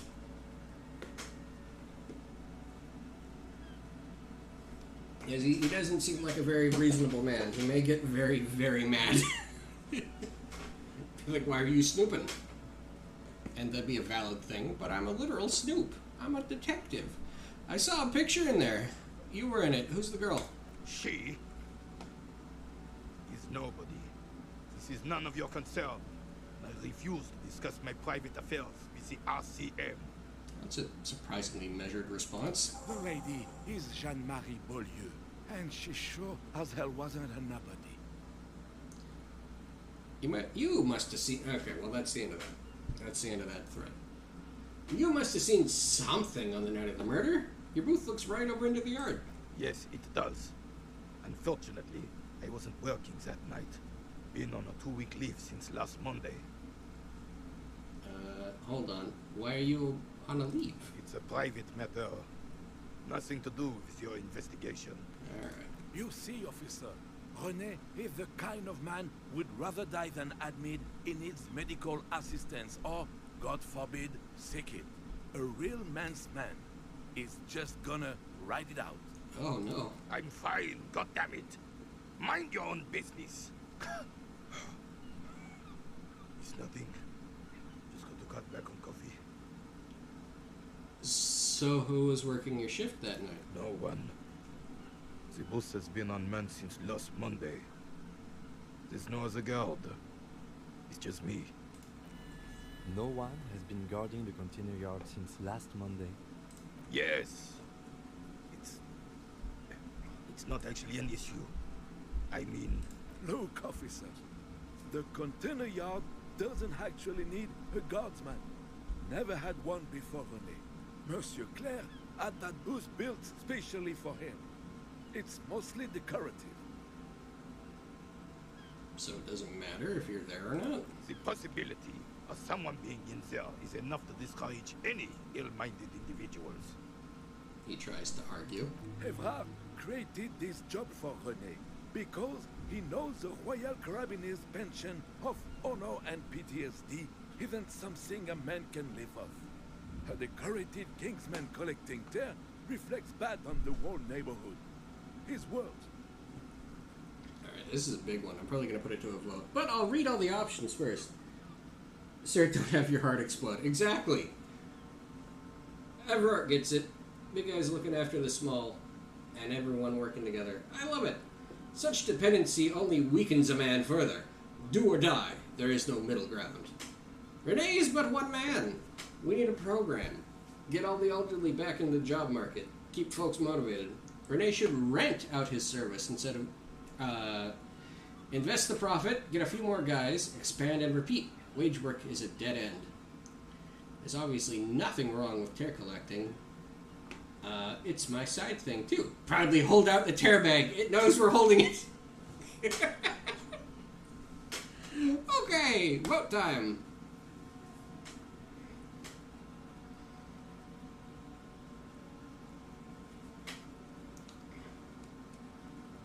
Probably should also clarify. We don't have enough time. Everard's slimy. He's the he's that weird like ogre man what we saw running the whatever. Everard gets it. Big guy's looking after the small, and everyone working together. I love it. Can we conclude the topic of my gardens now? There's a grimace of pain on the old soldier's face. Looks like he wants to argue but can't find words. Finally, his lips move, and then he says what he just said, but they didn't narrate that top part. Okay, got it, thanks. Yes. Like I said, it would be up anyway, so might as well keep an eye out. Keeps my senses sharp. Do you know anything about the man hanged on the back of the Whirling in Rags? Unfortunately, I don't. Unlike most of the locals, I have no qualms about assisting law enforcement. But this affair has passed me by completely. And most of the locals? In Martinez, the union is the law. So can you really blame them? But you don't have a problem with cops. Cop is a pejorative term. I don't have a problem with policemen. On the contrary, I admire the effort to bring order to our streets. He doesn't know about the crime. Your time is better spent discussing politics. Oh no. So what about police women? I'm confident they are indispensable in regard to all the paperwork and other administrative duties. There are no duties RCM women couldn't carry out. You better not be implying that women are unfit for field work. I try to avoid voicing opinions on controversial matters. Let's drop it. No. We got the feminist buff. Right there. Right there. Eat 'em. You better not be implying that women are unfit for field work. I am merely stating that nature, in her infinite wisdom, has made men more fit to perform certain more challenging tasks than women. Uh-oh. Remaining headstrong, making tough decisions on the spot, or even tackling physical obstacles are a few examples of such challenges. You're a bit of an asshole, aren't you, old man?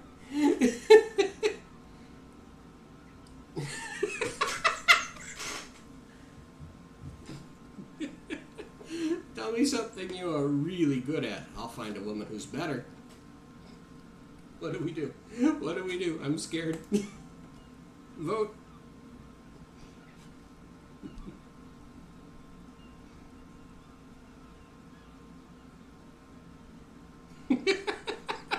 It's so petty, though. Tell me something you're really good at, and I'll find a woman who's better. I don't want to get into this argument with a police officer.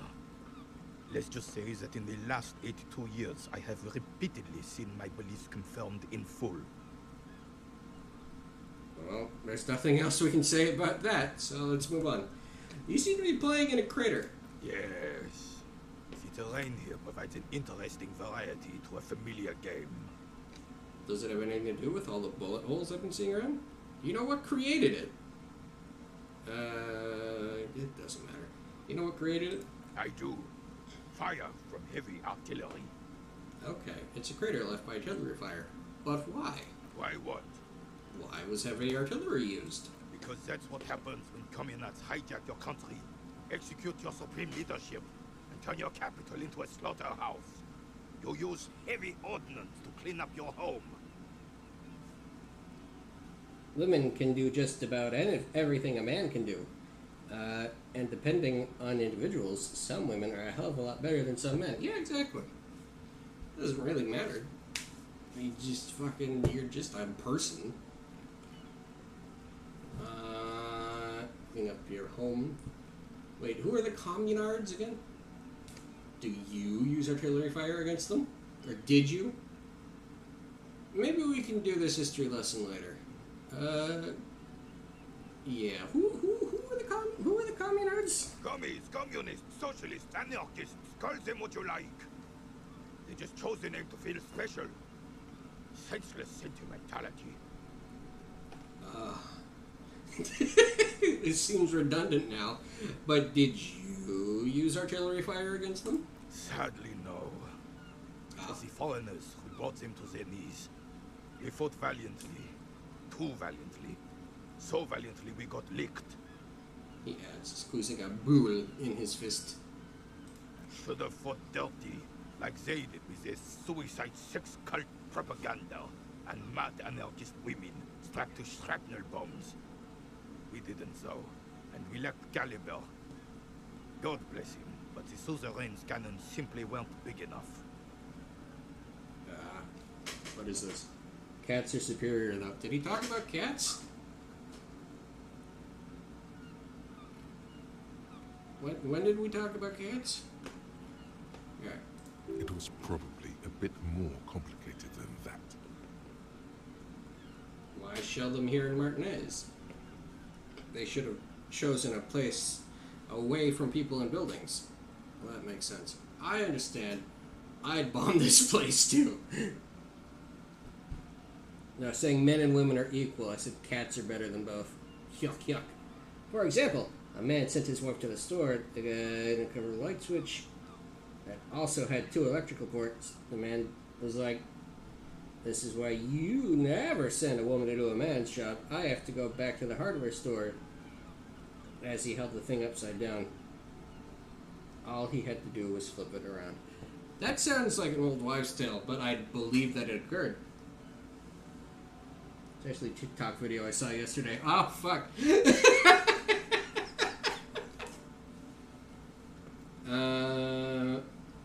They should have chosen a place away from people and buildings. This place is a damn beachhead, son.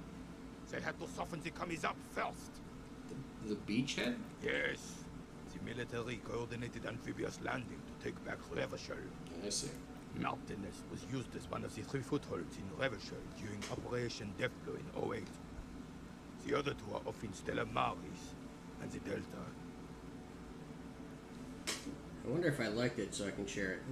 Well, I don't think I have links disabled in chat, so if you want to, you go right on ahead. Deathblow. Sounds grim.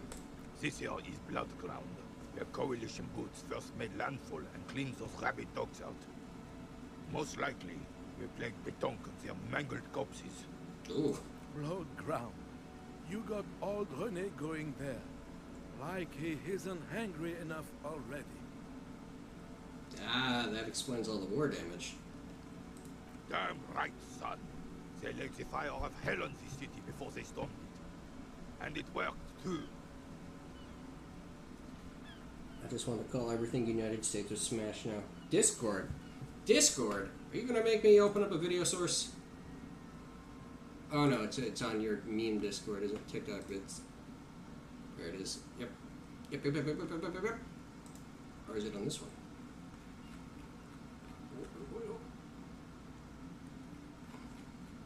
I see. Not yet, still trying. Okay. Well, I may put it up when you link it then. The rest of the city got cleaned up, but Martinez they keep as a monument. And now the Union Socialists are practically running the place. Well, it's your own damn fault. You, we, the Coalition, Revachol, whoever you want to blame, never finished the job. Officially, the party never surrendered. Of course they still hold influence. You don't even begin to truly understand the players of the table, let alone the specific circumstances surrounding the... What do you think? Why are you asking me? Thinking men have opinions on these things. Present one. That's how it should be. Soft socialists paving the way for the hard working class to take over. Foreign powers cleaned up our mess, and now they rule us. Shake your head in shame. Oh, the foreigners. This coalition seems quite capable, actually. Commies just don't understand how money works. Nothing. I don't think. I just do. Saying I can send it through Discord. I see. Okay. Let's do a vote. Because this seems like a moral choice. I wonder where we'll stand.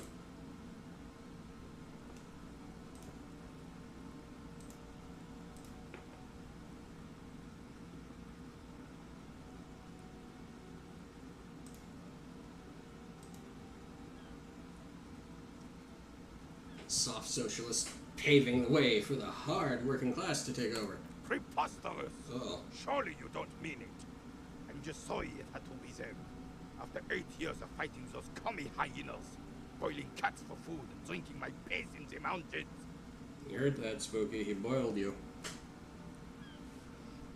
I would have preferred if the Right Honorable King Guillaume returned to Revachol, or even if that damn clan Frisell had risen from the grave and led us. Sadly, that was not the case. Yeah, these guys could feed a platoon. Yeah, I guess so, eh? Instead, all that is just, holy, and beautiful in the world was wiped away, and now it's neon signs with toothpaste ads everywhere. Foreign influence peddling garbage and stupid music on the radio. This is just what the commies wanted. This was their plan all along. This is what they wanted to replace the role of the suzerain with. Who was Fritzel? Damn Frisell. He was the king we couldn't protect. The Carabineers failed him, and the crown. He died in the hands of the Hyperlay, in a very public execution.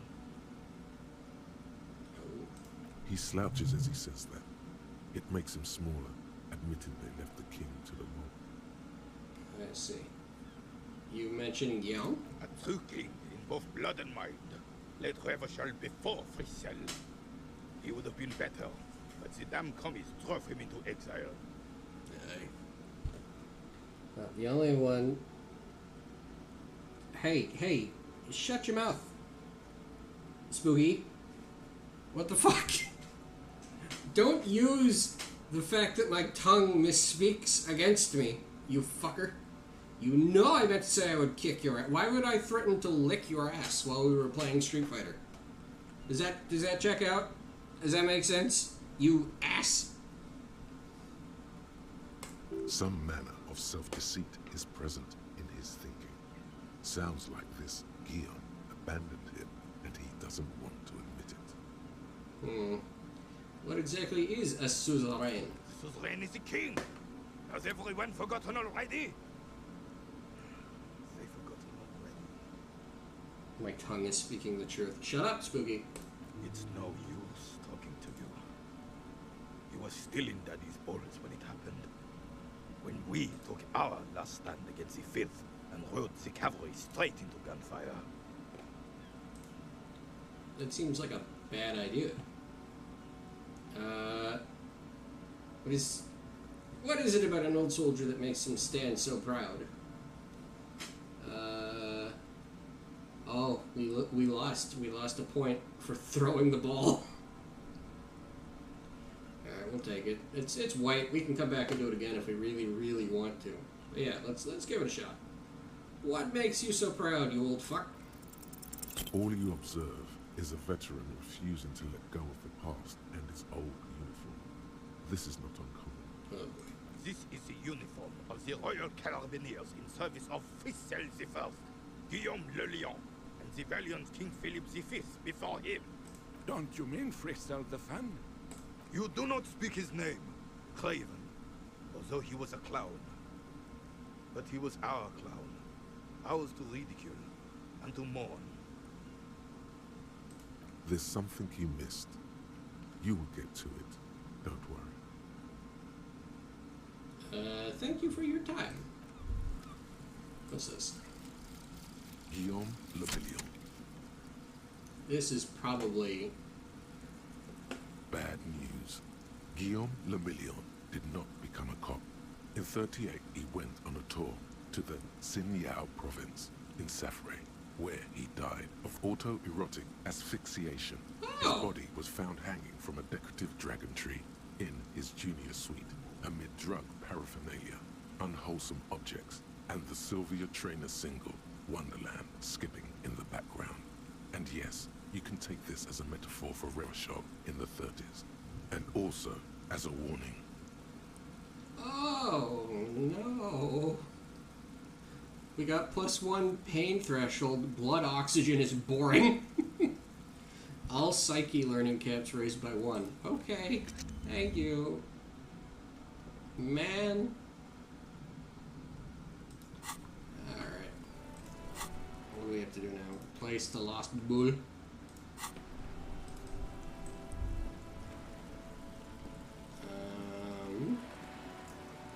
I'd say what we should do next is probably go open that door for Everard. He went to the truest horny jail. Yes. The big horny jail in the sky. May we all reach that place one day. What am I talking? Jail? Yeah, everybody gets to go to jail when they die. Yes. Oh, I probably need the, yeah, I need the thing. The thing. Give me the thing. Give me the thing. Give me that. Yeah. Open her up. Oh. Cool.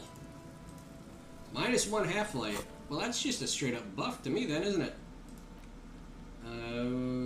Because we're not gonna... Or no, half-light. Half-light isn't the one I'm thinking of.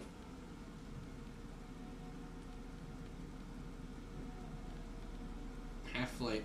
Well, that'll cancel out that, but, I could use the Esprit de Corps. No, I couldn't. Suggestion's way more important. There we go. I'm destined for it. Yeah, you are, Spooky. That's where you came from. Oh, hey, there's a person up there. Hey, man. How you doing? The streets will flow Oh, red lady, once I'm sorry. more. A great torrent, rushing down Rue de Esperance. You wait and see. The girl stares at the sailboat by the pier. The streets will not flow red with anything. Who are you? Oh, Kim. Kim's jumping in. Just gonna somehow sit on my own face and die. Yes. I'm Cindy the fucking Skull. What else do you want to know? Date of birth, blood type, the last time I was tested for Hep C. I just want to know your name, little lady. No need to get defensive. Don't use that tone. Don't use that tone with me. I am the law. Start with your blood type and go from there. Hep, yeah, when was the last time you got tested? Just answer the questions, okay? Yeah, I'll put it to a vote. Why not? How much of an asshole do you want to be to this woman?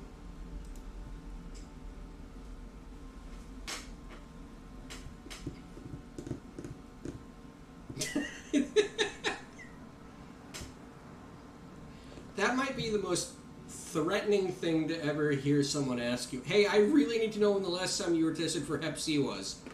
Well, why? Why do you need to know that?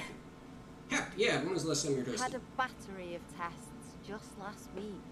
I'm practically a patchwork of interesting critters. Kinda like a Manowar. Despite the attitude, she puts the brush aside. A brush? An artist?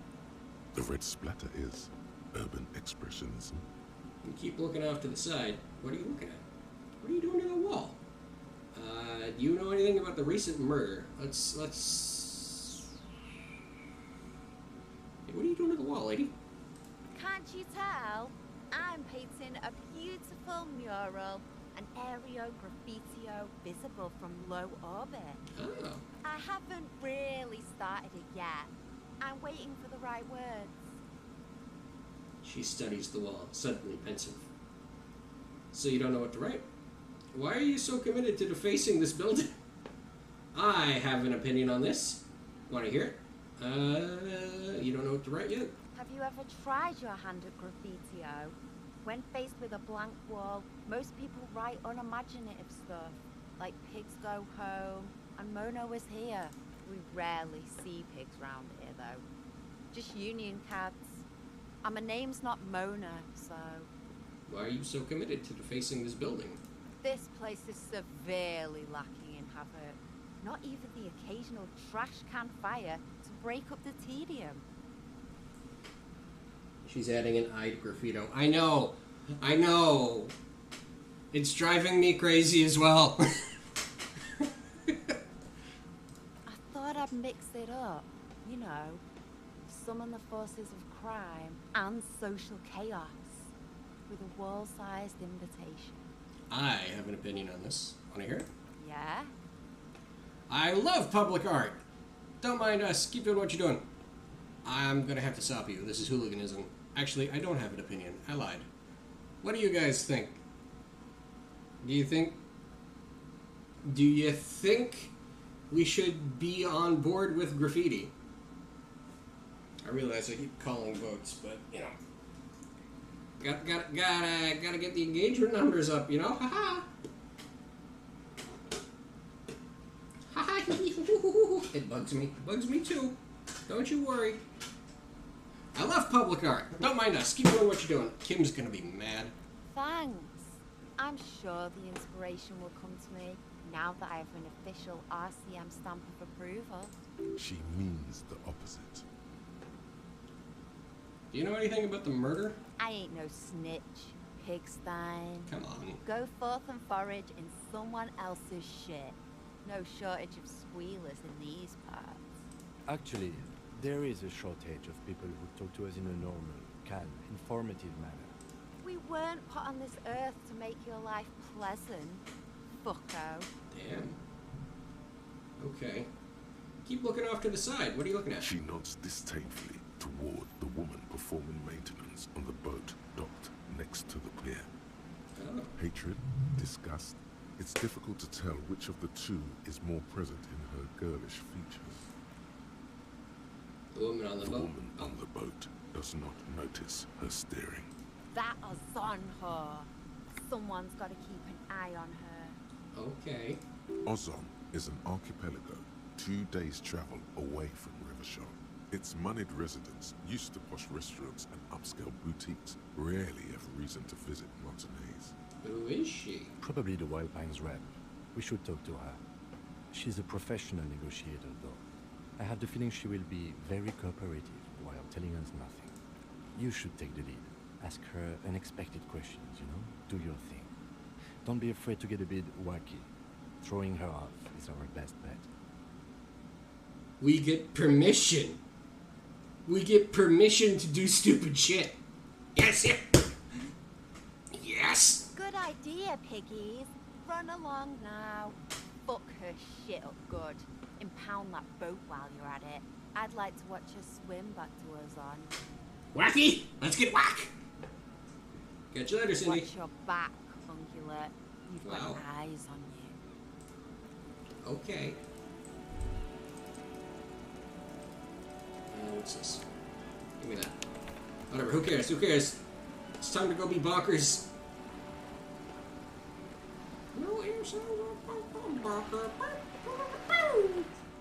A striking woman leans against the cabin top of her sailing boat, smiling as you approach. Her green raincoat glistens with droplets. A silk scarf is tied around her throat. Good afternoon, officers. I'm Joyce. She extends her hand in greeting. Joyce L. Messier. I represent the board of Wild Pines, the owners of the harbour. You gentlemen must be from the RCM. RCM? What is that? I'm a little foggy here. I meant you, the Revachol Citizens Militia, the police. Joyce L. What does the L stand for? Phaeton, my maiden name. Her bony hand dangles from the sleeve of her oversized raincoat. She's just standing there waiting. Did you just pick up a moldy potato? No, I picked up a squished water bottle. Plastic for recycling. What gave us away? Nothing, honestly. I've said it to every drunk in town, and you're the first one who's responded. Relax. She meant it in jest. We're not shaking her hand. Actually, I'll put this up to. What do you guys want? Do you want to shake her hand? What would be weirder? She's had her hand out for a bit. It would be funny to just be like, no.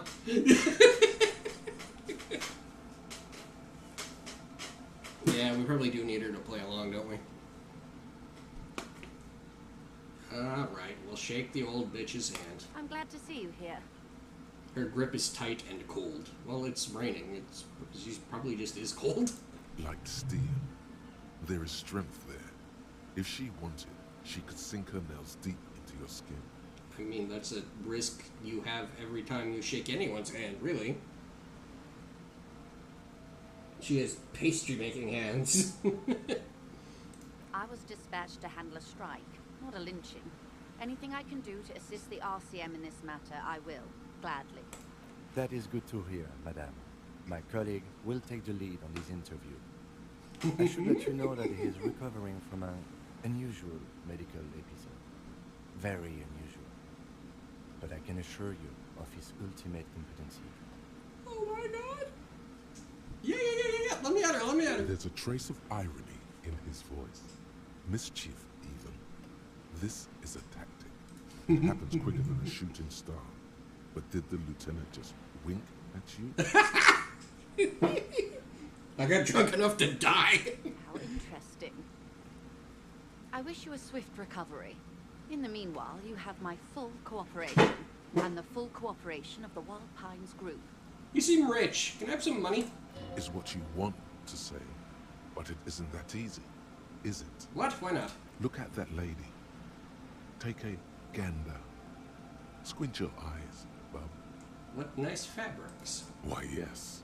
Tucked away under that sturdy green raincoat, almost rustic in its simplicity, a silk shirt and matching scarf around her gentle throat, while dull orange pearls hang from her earlobes, red from the cold.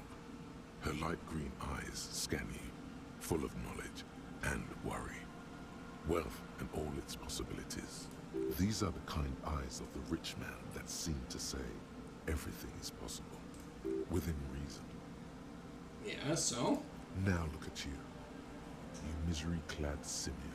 Damn. Barely able to tie your own laces. Your armpits are lakes. A scythe of booze precedes you. Your hair sticks to your forehead, and your underwear feels uncomfortable. Man. You're poor. Poor as balls. You can't ask this person for money. You're too... ashamed? I'm not ashamed. What is this feeling? I've never felt it before. I'm a goddamn working man. I'm not ashamed to shake this leech for some dough. As I should be. For even considering it. This is a woman and I'm a man. Yes, I should make my own goddamn money by now.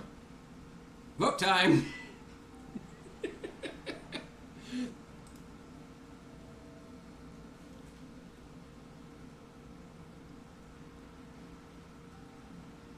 Ooh, good point. If we do that, maybe we'll get a new thought that we can internalize. What is this feeling? I've never felt it before. Shame? You haven't really been in the presence of gentlefolk either, have you? What shame is there to be felt in front of these dock workers, cops, and hotel clerks, but to belittle yourself in these eyes of Odinin? As I was saying, if there's any way I may be of assistance, please don't hesitate to ask. Say it. Can I have some money? 58%. We're doing it. We're gonna do it. We're gonna do it. We're gonna do it. We get a +2 for being a communist. Yes. You're doing it. You seem rich. Can I have some money? Why, yes, I am rich. How much money do you need? Hopefully not too much. I couldn't bring all of it with me. She's surprisingly nonchalant about this. Could it be that she somehow knows more about your predicament than she's letting on? I need... This seems like a reasonable response, but this would be weirder. We did get told specifically to be weird. Why do you make that face, Natani? I'll put it to a vote. Do we be weird or do we genuinely ask for good money? Money's money and we're so poor. We're so poor.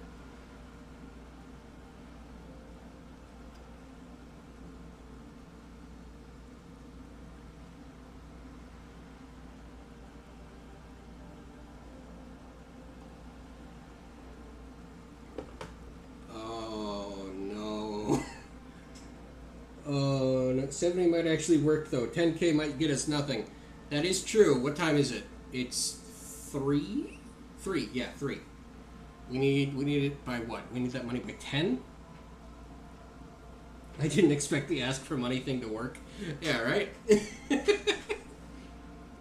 We're poor. We need money. We only have 10 bucks. We need like 120 or something. Okay.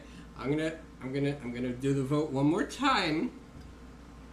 Or should I just make the... Fuck it. I'll put it up to a vote one more time. What do we do? Ask for 50... Ask for 1 cent. Oh, come on, guys.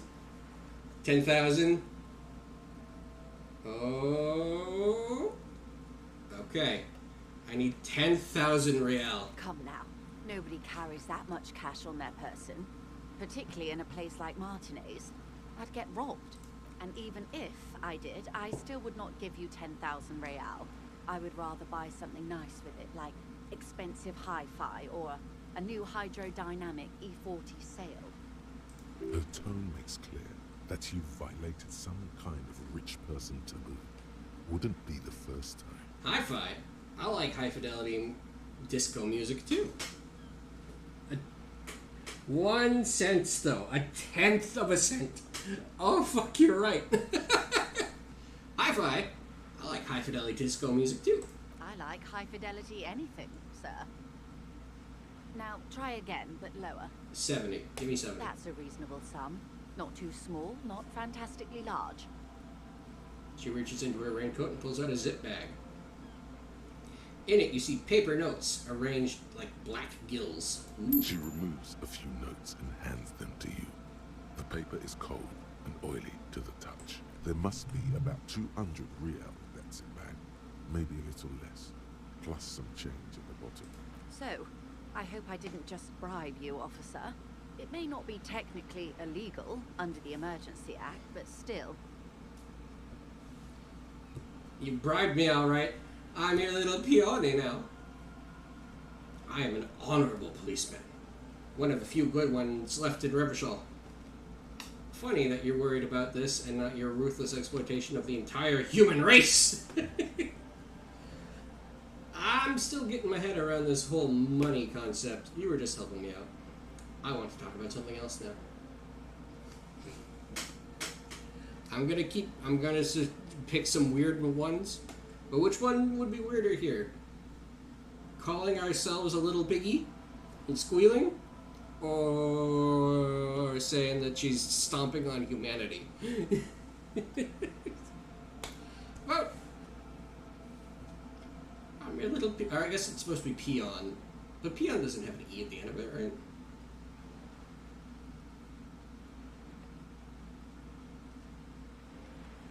You people. Oh, there we go.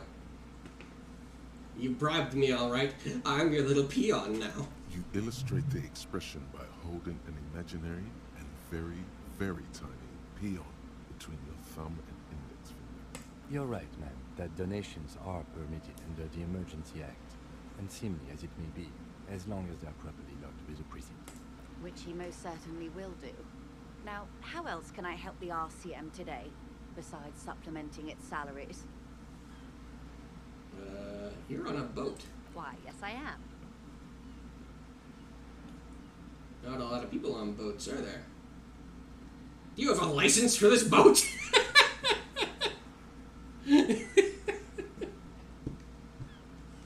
Capitalist scum! Joke's on you, I've got the Hobocop perk, you fuck! Not a lot of people on boats, are there? Of course there are. We're on an archipelago. How else are you supposed to get around? What do you mean, archipelago? I mean, we are on Le Caillou, are we not? She raises her brow. Technically, the neighboring Ozone and Fas Alamer island groups are archipelagos, while La Caillou, by contrast, is you fuck that kid. Exactly. The fourth largest island in the world. It is not an archipelago. Wait, I thought La Caillou was one big island.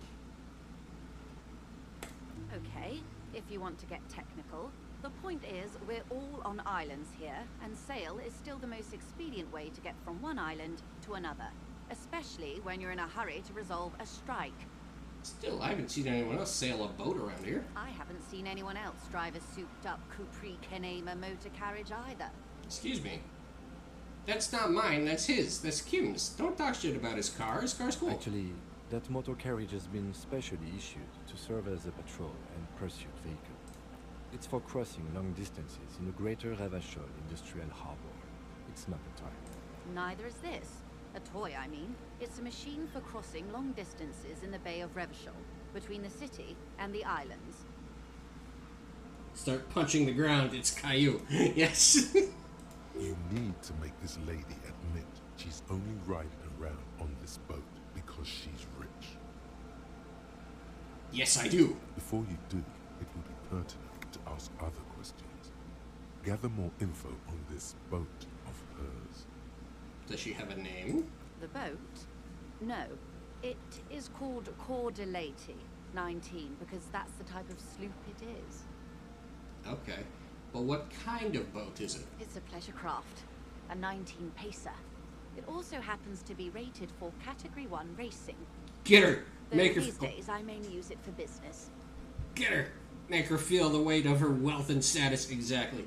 Blast her. Get fucked, rich. My Rich? sloop. I like it a lot. It's the eel's hips, baby. Oh. I'm enjoying this part of the interview. It has so little to do with the murder we're investigating. Shut up, Kim. We're supposed... You told me to do this.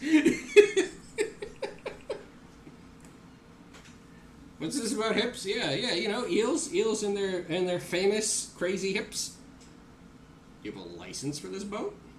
Officer, I assure you I'm a highly qualified pleasure craft operator. The crowns of her teeth are porcelain, white as the boat's hull as she smiles. Her nonchalance might be related to something called the Wayfarer Act, a law that says she doesn't need a license. Sly Fox, you're not aggressive enough to harass her further on this. Let's talk about the economics of this boat you're on. And go in for the kill. We're gonna get her. I'd be down for a hipped eel. I'm sure there's an eel VTuber out there by now. Let's talk about the economics of the boat you're on. Oh my, the E word. You mean to say that it's a symbol of conspicuous consumption? That I'm a member of the ruling class? Precise Mundo. Class wartime, baby. No, it's a symbol of our subjugation to foreign capital. The bad kind of capital. Forget about it. I was out of line. No. We're putting this to a vote.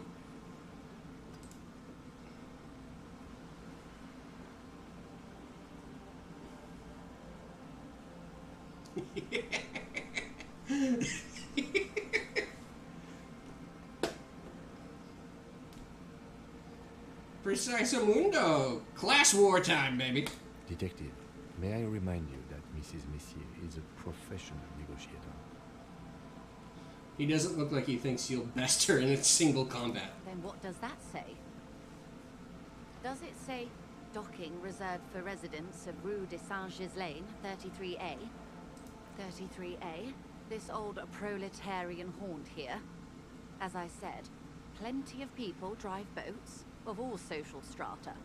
We're gonna take this 58% chance. +1 for it's the eel's heels.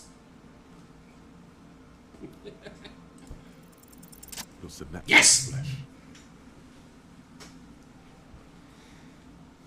This house was built before the revolution. Funny, I don't see any other heels around. There doesn't seem to be much space left. Ooh, this house was built before the revolution. Okay, it is anti-centennial. She looks at the building looming overhead. The people who live there now lead a different lifestyle, if you know what I mean. I assure you, they drove quite a hard bargain for this space. But you're right, I am a bourgeois woman, and this is my fast, lightweight, interminably bourgeois boat. I think I have a handle on this boat thing. Good. You're happy? Yeah, right? Get fucked, rich. I'll say it again. Tell me about Wild Pines. What do you do? What we do? I'm afraid I don't speak for Wild Pines as a whole. It's a giant undertaking. Fight the bougie woman, hand to hand. You got Mona? What do you mean you got Mona? Oh, the witch from Genshin. Cool. There was a touch of discomfort there. She wants to merely represent. Fair enough. What do they do? The Pines' core competency is logistics. Container shipping, freight, that sort of thing. See those airships there, blinking? Those are the shipping side of things. I need to get back to Genshin. No, you don't. No, you don't. Don't fall for the trap. I am only AR-22. I see. And that is the terminal. Another subdivision deals with energy, oil and gas exploration, offshore platforms. The Wild Pines Group is one of the original Revacholian Indo-tribes. Companies awarded royal monopolies by the king, the suzerain himself, centuries ago. The king is long gone, but several of the Indo-tribes remain. Come here.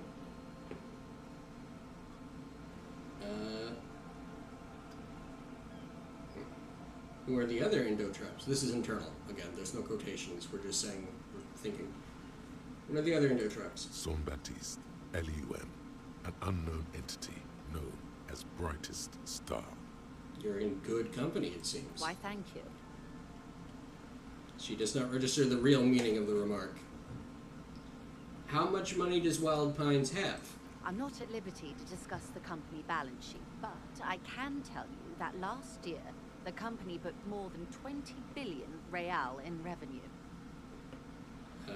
Numbers like that mean nothing to me. The money I owe is so much less than that. Wow. Alright. Yeah, I never did. I never did get co-op happening on that game. I tried. I tried, but I couldn't. I got to a point where I was just grinding. And I like grinding, but I wasn't making any progress because I like grinding. So I was just going over and over and over again. You piss slurp. How dare you? Here, let's put it to a vote.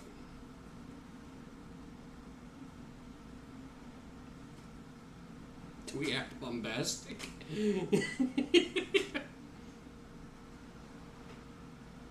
I dare.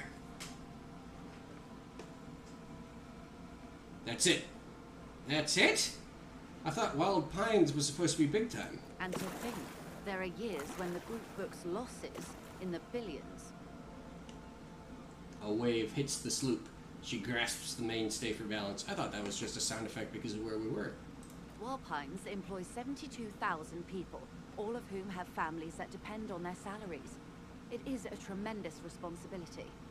Where does Wild Pines get all these billions? They started as an exploration and cargo fleet conducting trade between the Samaran and Insulindian Isolas 250 years ago, when Pine ships explored the South Seminoes and charted Lormentang on behalf of the suzerain. Centuries of care, deliberation, and madness have gone into this endeavor. Vessels pass through the Great Unrest to re-emerge with apricots in tow. The logic of the system is totalizing. It's taken everything from its employees to build it. Probably helps to start off with a royal monopoly. What does such a huge system want with a place like this? That's all I needed to know. Time to talk about something else. Funny that people depend on the income, and here you are with a fancy boat, huh? Yeah, lady, you paid a living wage. How about benefits? Yeah. Probably helps to start off with a royal monopoly. You know more than you let on. Certainly it helped, but most of the original Indo tribes have failed or been absorbed. To survive, Wild Pines had to grow and adapt. No suzerain did that. And what does such a huge system want with a place like this? You mean aside from being the terminal's legal owners, who are responsible for moving 8% of the world's cargo? 8% of all cargo in the world? That's quite the endeavor indeed. You don't keep it moving, the workers do. The company is nothing without them. That's all I needed to know. Yeah, fuck you, the workers do it. We built this district, she says calmly. We. There it is. She owns up to it. all the best parts of it. Rue de Saint-Ghislain, with its bastions, the plazas Meteor and Mosaic, even some of the old street lamps have been put back thanks to the investments from the WP. She points behind you to where the seawall rises. Before Martinez was swallowed by the industrial harbour, even before it was part of Revachol, long before Terminal B was erected here, the Pines built it as a resort for its Revacholian employees. A company getaway, for a weekend or a summer holiday. Then came the revolution. But that's another matter. I'm here to make sure the Pines can fulfill their responsibilities to the place they built. What can you tell me about this strike? Everything. Right up to, but not including, trade secrets. What if I want to hear about trade secrets? First, you'd have to repeal the Emergencies Act of Trade in Aliments. That gives me the right to silence. It's quite the octopus. An octopus! I will slay it. Good luck is only kept in place by the vested interests of half the civilized world, including your own. What the MAM means is that the Emergencies Act and the RCM both get their authority from the coalition government. You'd be shooting yourself in the foot, in other words. Fuck. Leave it alone. But I am derailing us. You wanted to know about the strike. What's your role in this precisely? I believe the official title is Senior Labor Negotiator. In practice, I'm a grocery clerk. I relay the union's demands to Wild Pines and return with Wild Pines' counteroffer. And how are the talks going? They're not. That's the problem. The union stopped all negotiations a week ago, after that awful lynching took place. Wait, she just admitted that the lynching and the strike are connected. Ooh! Ooh! Now they won't even let me into the harbour. There's a 2-meter 20 racist behemoth blocking the gates. We'll touch on that later. So the strike is connected to the lynching. Yes, I believe there is a connection, but that's a subject for later. Her eyes narrow. Tell us more about this behemoth. What can I say? The union employs a giant covered in tattoos. A racist giant. I guess that's part of their big tent organization now. How were the talks going before the lynching? Let's say I was not making the kind of progress I'd hoped for when I first arrived. And when did you first arrive? I arrived 3 weeks ago. Yes, in the middle of February. The bay was still partially frozen then. I prefer to do these things on Also get the giant, yeah. The RCM. But the strike began in December. He looks at his notes. I wasn't the original negotiator here. I took over after Mr. Gaumont hit a wall with Mr. Clare, the union boss. Mr. Clare refused to speak with Gaumont despite concessions he granted the union in prior negotiations. This isn't the first time the union has gone on strike. Heavens no. There have been 2 prior strikes. Both times the union won significant concessions, including overtime pay and a medical plan. Oh. This time their demands are more, I guess you could say, aggressive. And a medical plan. Oh my. Ludicrous even. It's meant. And what happened to this Gaumont? Mr. Clare told him to... how did he put it? Fuck off, midget. Gaumont is short of stature, you see. Oh wow, the bare minimum. Hubba hubba. Not cool. Not cool. Don't say that. Keep in mind, this is a negotiator Mr. Clare has worked with before, and who was more than fair with him and the union. What are their demands? There are leaflets everywhere, and banners. What did they say again? Oh yes. Every worker, a member of the board. Brad? Most of the workers probably don't know what that means. Shit. I like it. Seems like they have no idea about business. Forget it. I wanted to ask about something else. Over-aggressive commie posturing. I don't know what to think about that, or I like it. Put it to a vote.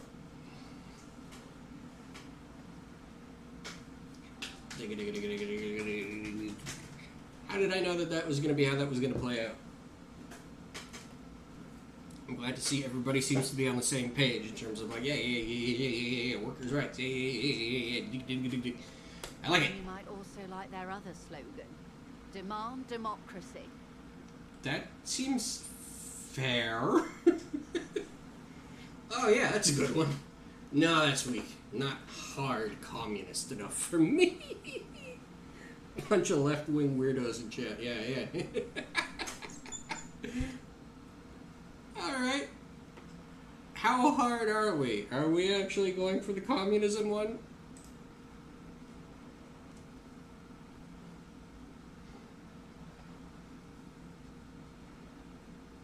Oh, I didn't say it. I put a vote up. We don't have democracy. Not hard communist enough for me. Personally, I agree. It lacks the pizzazzo of every worker a member of the board. What exactly do they mean by it, though? What's the demand? It's quite simple, you see. Every time the Wild Pines group makes a decision about what, about anything really, it needs the signature of each of the 2,200 workers in its Martinez terminal.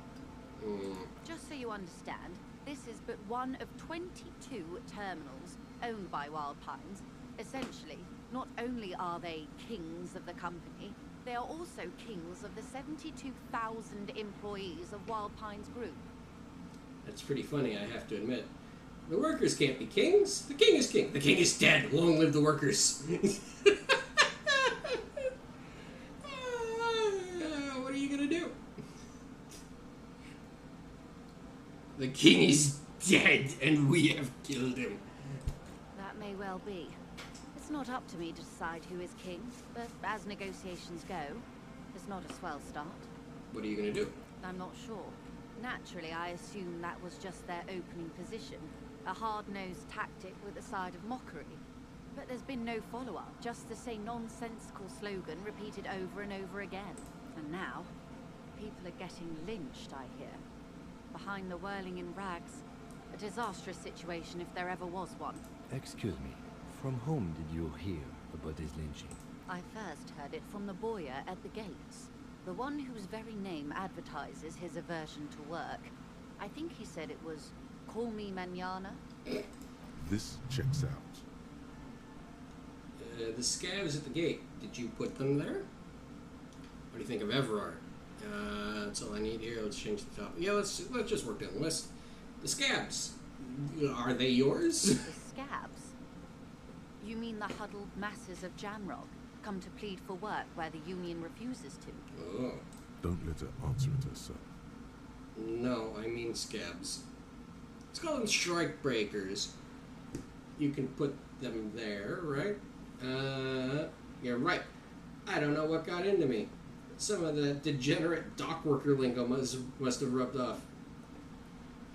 No, I mean the scabs. If these workers were organized by Wild Pines or its affiliates, then it would be a company secret. I could not share it with you. Not yet, at least. Hmm? It's implied.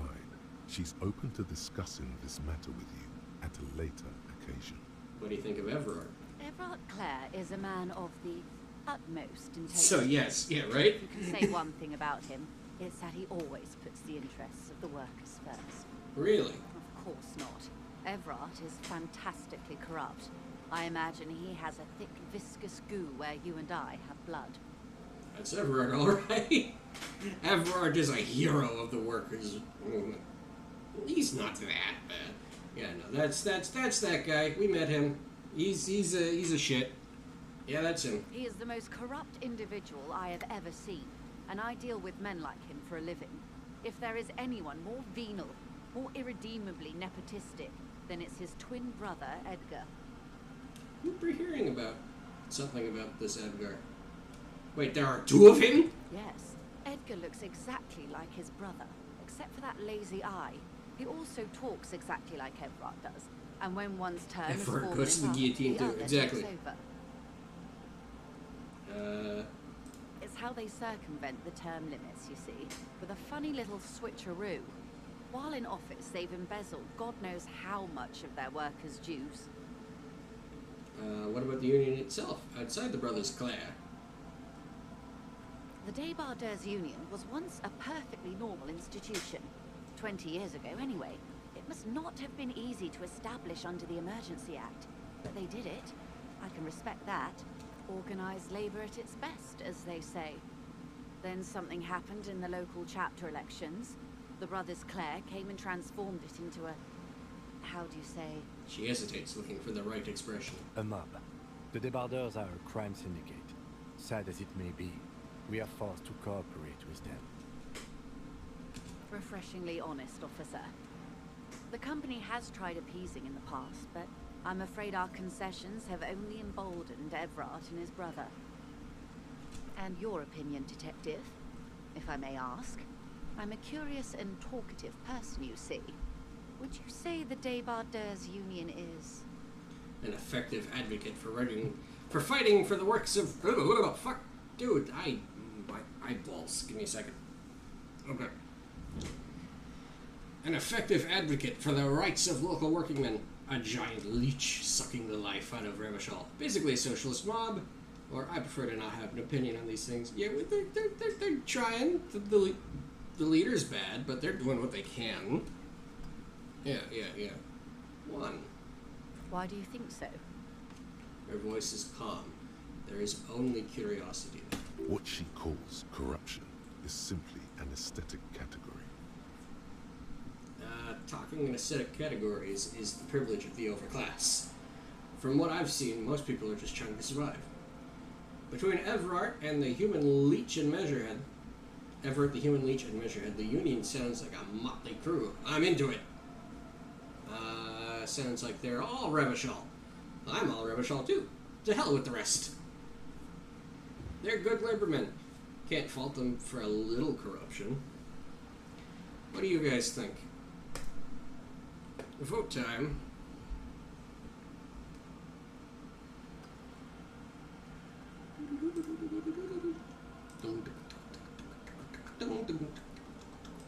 There we go. 2, 1, 0.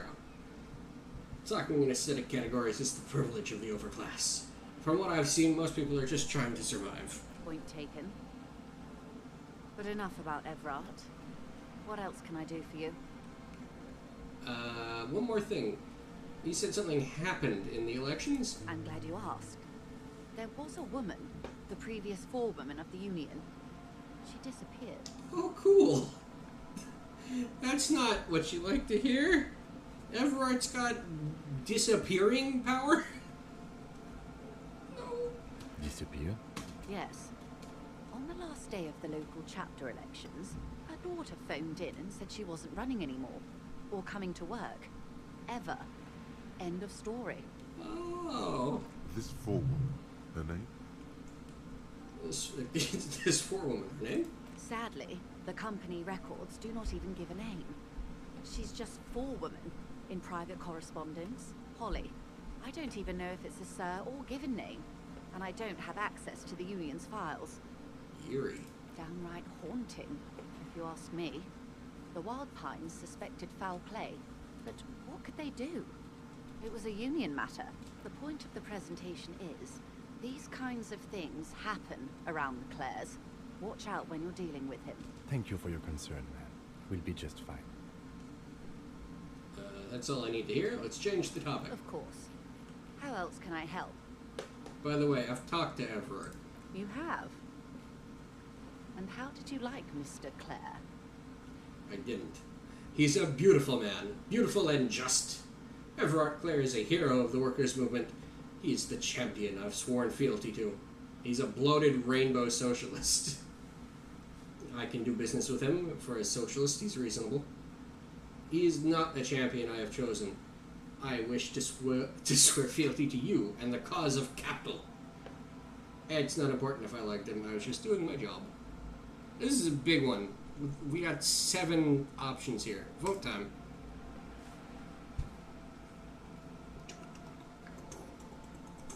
He's a bloated rainbow socialist. Uh-oh. Go for the fucking throat on him, yeah. Blast him. I mean, I guess technically speaking, we can play these conversations, however, while still having our own separate ideologies. We could be manipulating people. Oh, come on now.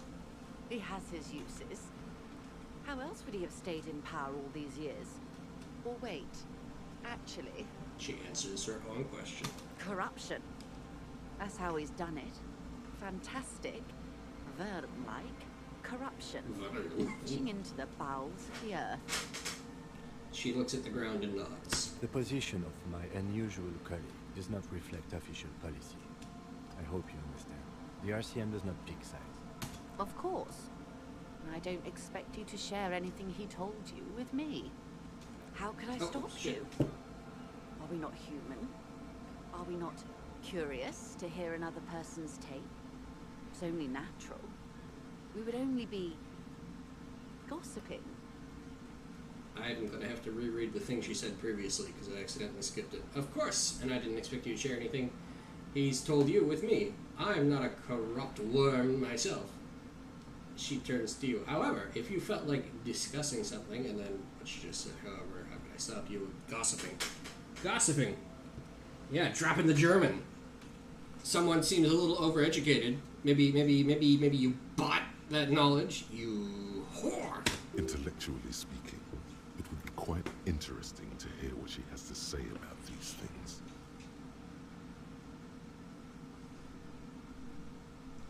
The money you gave me, would it make things weird if I shared information? I'd rather talk about something else for now. Yeah, We gotta get more reasons or more options to be fucking freakazoids, right? Weird. Oh no. One of the positive things to come from the revolution is the unhindered exchange of information, you see. Even when it comes to trade secrets, which isn't to suggest our talks constitute corporate espionage. Even if they did, it would be fine. But they don't, since you logged the money as a donation, and this is clearly just gossip between friends. Uh-oh. The lieutenant might have, but I don't remember you logging anything as anything, Harry. I'd rather talk about something else for now, if you don't mind. Of course, Detective. Should something come up later, down the road, don't be afraid to drop by for a chat. Until then, is there anything I can help you with? What can you tell me about this lynching? Quite a few things, I'm afraid. The information I'm to share with you includes sensitive trade secrets. For the sake of my employer, I have to ask for your names and badge numbers. Of course, ma'am.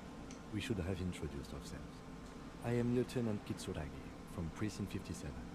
And this is my colleague from Precinct 41, Detective Dubois. I'm afraid Harry doesn't have his badge at the moment. I hope mine will suffice.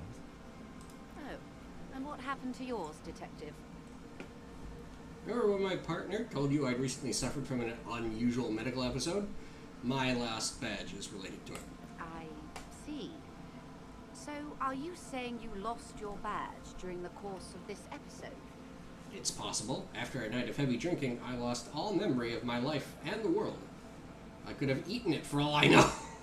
That sounds pretty weird.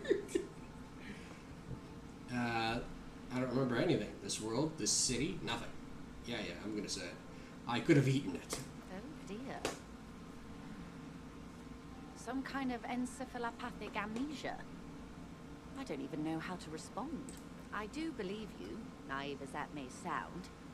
I simply can't imagine what I've worn came my by badge, yeah. faking such a condition. As I said, ma'am, his technique may be very unconventional, but he is an officer of the RCM. Of course, I sympathize, but I'm afraid I simply can't share anything more until I've seen that badge. No. She's a professional negotiator. She should be open to some sort of mutually beneficial arrangement. We'll take the check. How do I negotiate my way out of this? Fuck. Will guide the way. Amnesia of the head. Oh, is that what that meant? Oh, no. Amnesia of the head. Yes, that is probably what that is. But, madame, I need to know about the lynching. It's very important to me. It's the case I'm solving. I assure you, it is no small matter for me either. We all share the responsibility for disarming this situation. I hope you have a badge for me as soon as possible. You don't understand. It's not like a side case for me. This is my main thing. You have so much else. I have only this. This is the entirety of my existence. Encephalopathic, that's head and brain, yeah. This is the entirety of my existence. She's silent. The wind flaps the sail above her. This boat, for example, and a home somewhere, I only have this case. Officer. The carbon fiber hull creaks. I don't remember anything except this lynching. There is only this coast and this lynching. You know, I don't mean to sound cold, but if you want something, you have to give something back.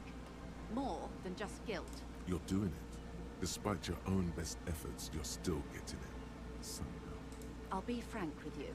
If I'm going to break protocol, I need to be able to justify it to my superiors.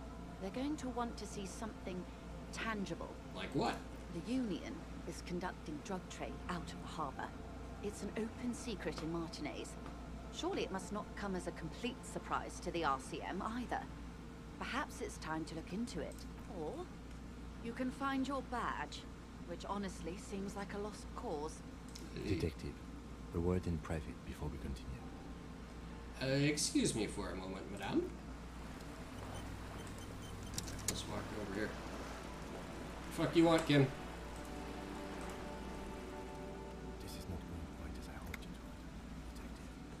The lieutenant's voice is hushed. It sure is. I hope that got picked up. I hope you all could hear that. How did you hope it would go? Honestly, I was expecting you to use your unorthodox technique to keep her off balance, and you know, not volunteer us to be her henchman. Really? I thought it was going so well. This woman is running circles around us. She might have known about your misplaced badge all along, or she's simply an adept improviser. Either way, we've played straight into her hands. Shit. Maybe this is all her plan. She might have heard about you. Company must have ears on the ground. She could have known about my condition. What do you propose? That we don't investigate the drug trafficking? We could just, you know, find my badge. Let's go back to her then. Vote time!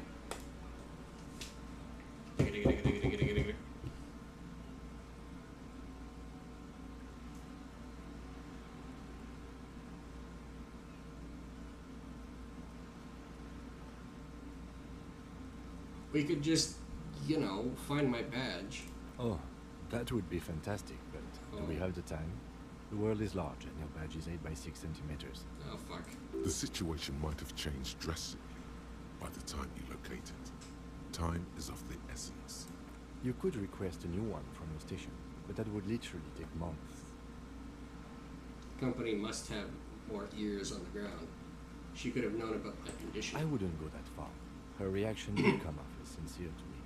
I think she's just quick to adapt. She's a professional actor. What do you propose? That we don't investigate the drug trafficking? No. If there is reasonable suspicion, we must investigate. Otherwise, she could claim we are siding with the Union, or that we are on their take. We'd never hear the end of it.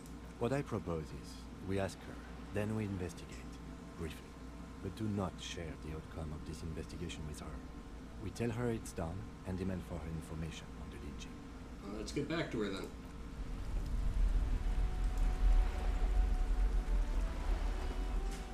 You're back. Good. What can I help you with? Okay. Tell me about this alleged drug trafficking. It's quite straightforward. Someone is using Terminal B to smuggle raw ingredients from the Samaran Isola into Revachol with the Union's blessing. Wild Pines has suspected it for years. Ingredients for what, ma'am? Meth and dextroamphetamine, GBL, and various synthetic psychedelics. Honestly, it might be quicker to say what you can't make from the stuff. Let me get this straight. The materials come from Samara to Revachol through the terminal. Yes. After they clear the terminal, we lose track. The actual production is taking place at various sites in and around Jamrock Quarter, north of here. Wild Pine seems to be well apprised of the local drug trade, ma'am. Do you mean to say the Union also produces the product? Sells drugs, I mean? We're in logistics. It's our business to know. And no. As far as the company knows, the Union does not produce it. They transport the ingredients for a cut. And now you want us to investigate. Yes, but you won't get anything out of Evrart and the Dock Workers Union. Still, every chain has its weak link. She raises her bony finger. The handoff. The motor lorries at the roundabout. Am I gonna need bolt cutters for this? Unlikely, officer. I'm talking about the lorries.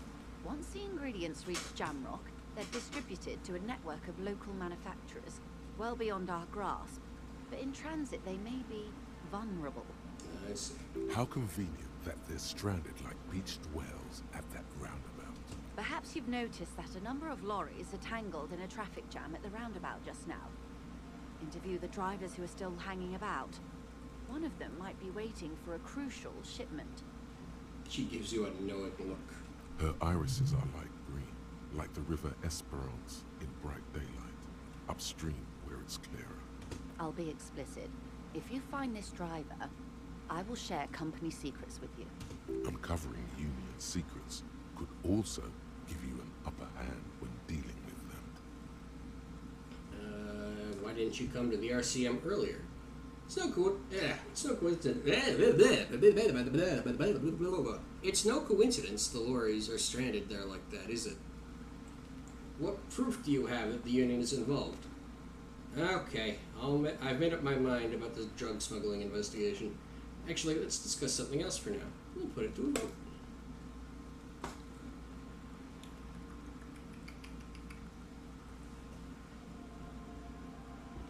We could go poke around that racist guy's lorry now, couldn't we? Yeah, that's pretty suspicious. It's no coincidence. Yeah, it's no coincidence. You just wanted to do this so I had to read that word again, didn't you? Fucking God. It's no coincidence the lorries are stranded like that, is it? Is it? No. We asked East Motor Track to raise the drawbridge. The road company is a partner of one of our subsidiaries. However... She pauses, looking at the sea. This is a limited time opportunity. Once the complaint has been processed by the Trade Committee, they'll have no choice but to lower the drawbridge, and the operation will continue. Thousands of litres of raw ingredients will pour onto the streets of Revachol. Not the east across the river, but the west. The vulnerable, the weary. Well, at least this solves one mystery. What is that, Lieutenant? Why I had to call East Motor Track and beg them to open the drawbridge for me. I'd wondered since I first drove in, on my motor carriage. I am sorry for the inconvenience, Lieutenant Kisaragi, but we need them trapped. We did. Oh, shit. On more than one occasion. Apparently, there's some sort of inter-precinct disagreement about whose jurisdiction this area falls under. I accidentally clicked, why didn't you come to the RCM earlier? And she said that having them trapped gave them an opportunity that they wouldn't have had otherwise. We know the company has launched its own probe into the union's alleged involvement. We also know it's come up empty. It's not just the RCM. No one's been able to find any hard evidence. Well, here's your chance, officers. What proof do you have that the union is involved? How do you think they're financing this strike? There are thousands of unpaid dock workers going strong for the 4th month straight. There was a shakedown of local businesses preceding the strike. Many were squeezed to bankruptcy to fund it. With all due respect to these desert cacti, the contents of a few cash registers cannot provide for 2,000 men. The local businesses can scarcely provide for themselves. So you think the strike is being funded with with source ingredients for drugs? Precisely. Smuggled out of that very gate at night, most likely. Then loaded onto lorries and driven to Jamrock. You simply need to find one driver who will open up to you. Okay, I've made up my mind about the smuggling investigation. Yes? We will take this case, probe the drivers, and see what it yields. Excellent. According to my reports, there are at least 3 lorry drivers lingering near the roundabout. Hopefully one of them will know something. It may come to nothing, or it may just blow the case wide open. I can keep the drawbridge up for a few more days at least. You should have the time you need. In the meantime, let me know if there's any other way I may be of assistance. She takes another long sip from her seemingly bottomless thermal cup. Thank you. That's all for now. Of course, Detective. Take care. Well, that was something. Okay. How are we doing? The jam mystery. Investigate the drivers and, yeah, figure out what she knows. Alright, alright. That's not too bad.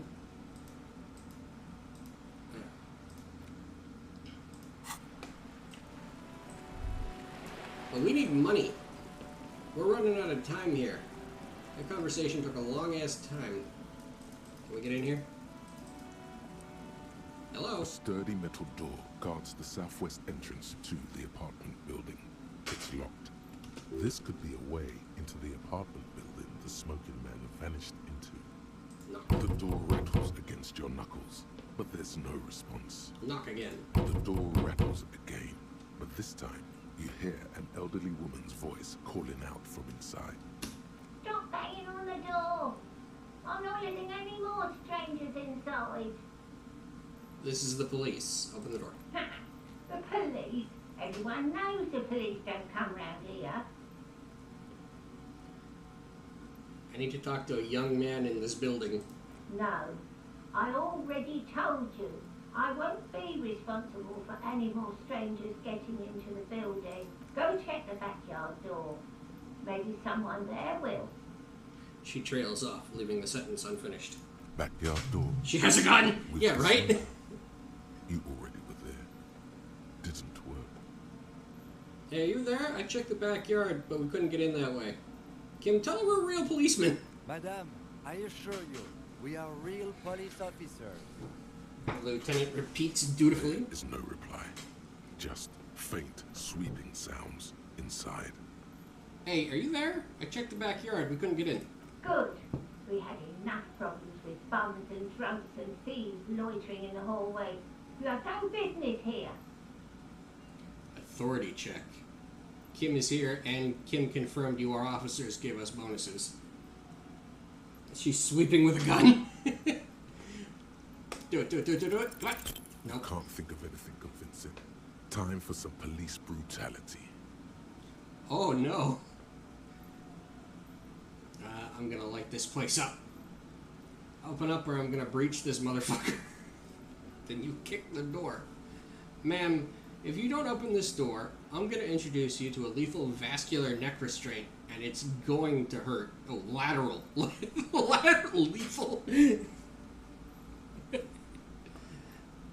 it's going to hurt.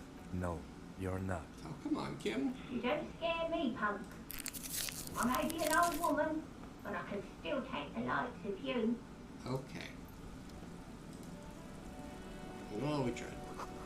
Inside the Herman motorcycle in repair. The tools used to disassemble it. I see. And what's this? This big winch. Cape Side Apartments. And this one is Rue de Saint-Ghislain, roundabout north. Hey, Cindy! Cindy, maybe you can open the door. Hello again, officers. You cannot. Okay, see you later.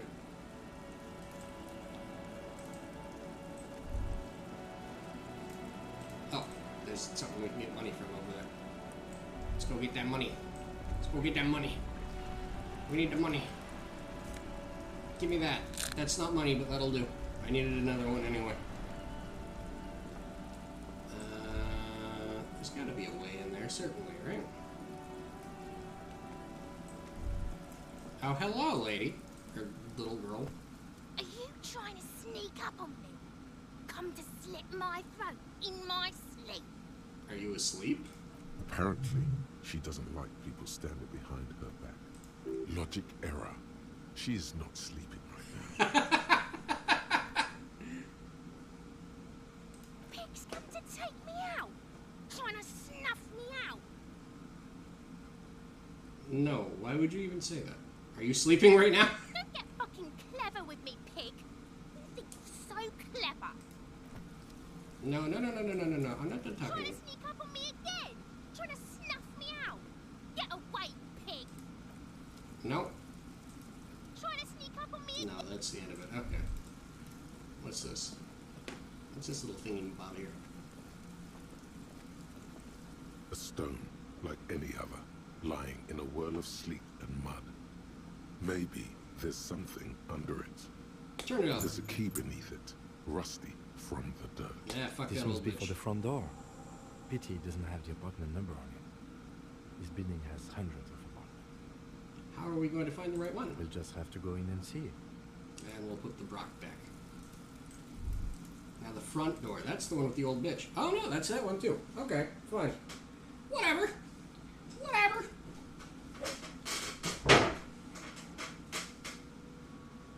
Let's go get her. Let's go choke that cunt out. Yeah, I should probably not be swearing so intensely. Balcony door. Hello.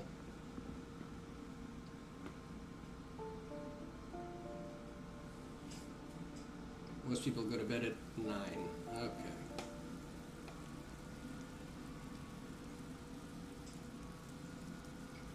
Getting spicy on Twitch. Yeah. What's this? The curtains shift just a little. Someone is watching from within. Oh. What's this? Wicker box is full of cigarette butts and electrical wires. We'll look at this one and then we'll just move on. I don't think yet. We can't interact with any of those. Hello. Someone's growing rosemary, thyme, and a cactus. This does not seem like a good environment for a cactus. Hello. Money! Yep. Can we go in here? Nope. Just the door. Nothing for you here right now. Alright. Oh, wait. More money!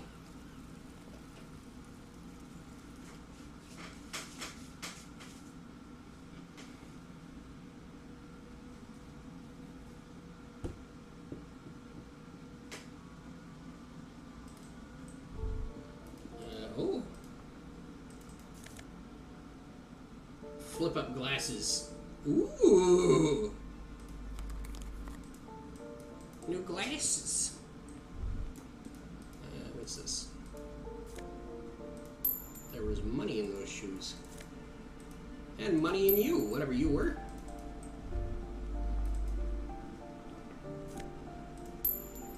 Hey, you. You haggard old shit. Give me a moment. An elderly woman is leaning on her broom. Her knuckles white as bone. She seems to be having difficulty breathing. Oh. The cold never does any good for my bronchitis. Are you alright? Should I call you a doctor? I'm fine. Fine. Don't you worry about me. She coughs, or she starts coughing, red spots appearing on her cheeks. I'll be real, for a second I thought I was going to say, like, on her sleeve, because she covered her mouth, and I was like, uh-oh. Now, what do you want from me, policeman? She's the cleaning lady. She knows the floor plan and the residence. I'm looking for a young male in his mid-20s, dark hair, skinny build, a smoker on the balcony. Yes. I know who you mean. The scrawny boy who's always smoking like the devil, right? She looks at the other end of the hallway. Somewhere in the building, a child starts crying. You hear a radio tuned to a talk show and someone taking a shower. Okay. What's he in trouble for? He's wanted for murder. He's going away for life. No trouble, I just want to talk to him. You know where he lives? Talk? Oh.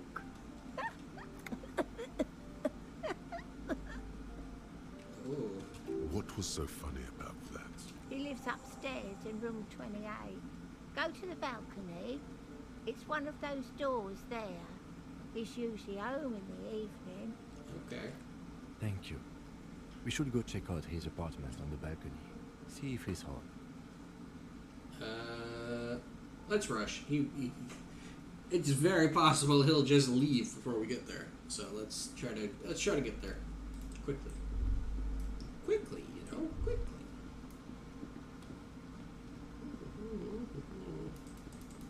I was right to go to the balcony, though. Wait, why did he come this way if he lives there? Right? Like, he came downstairs. Huh. Oh, well, maybe we'll get the chance to, like, break the door in or something.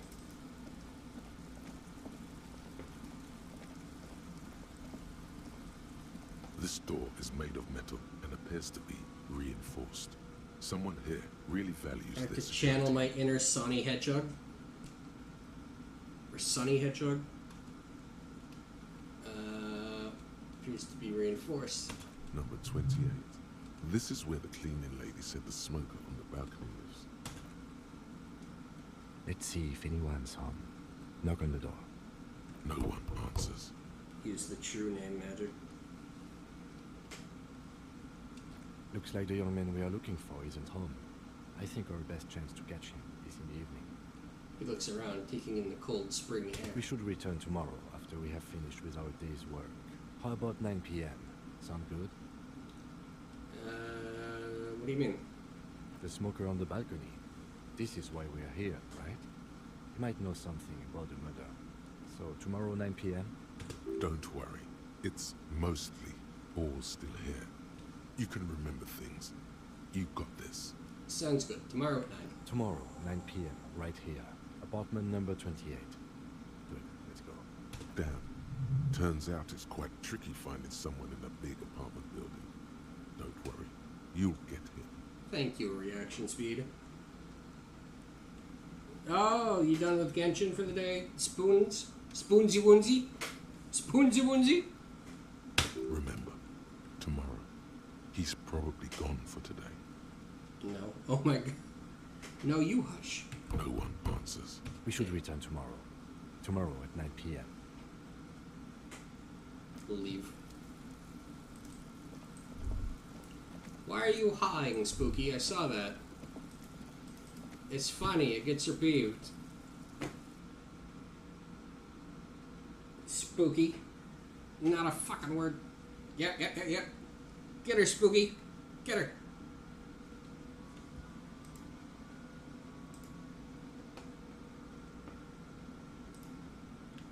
Alright. So what do we do until then?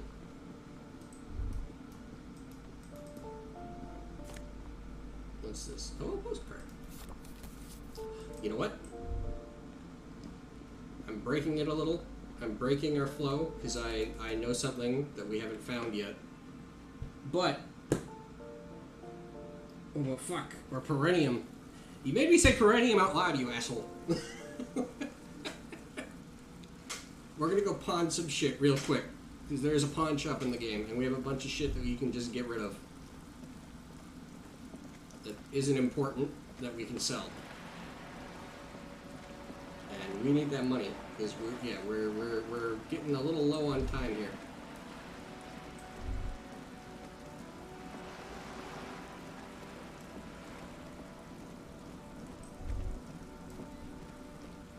Oh, hold on.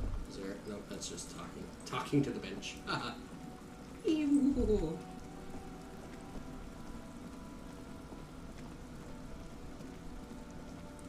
There it is, if I'm not mistaken.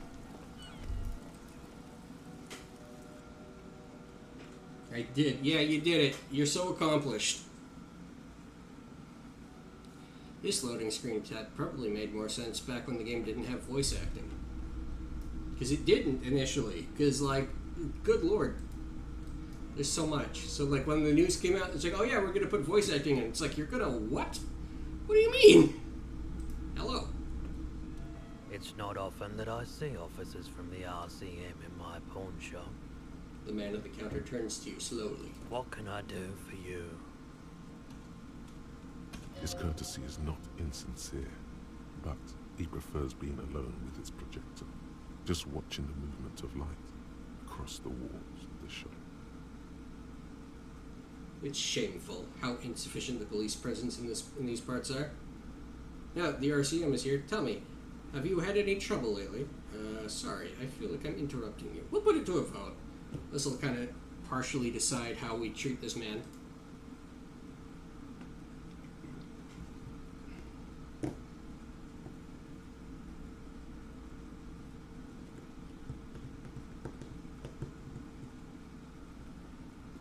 Two, 1, 0. Alright, so we'll be nicer to him. Sorry, I feel like I'm interrupting you. Oh no, not at all. I guess I haven't had many customers lately. RCM or otherwise. Who are your customers usually? All kinds of people come through here. Locals, travelers, people looking for a deal, people looking for a keepsake, people who are terminally bored. As you can see, I have a wide selection of goods for everyone to choose from. Quite the collection indeed.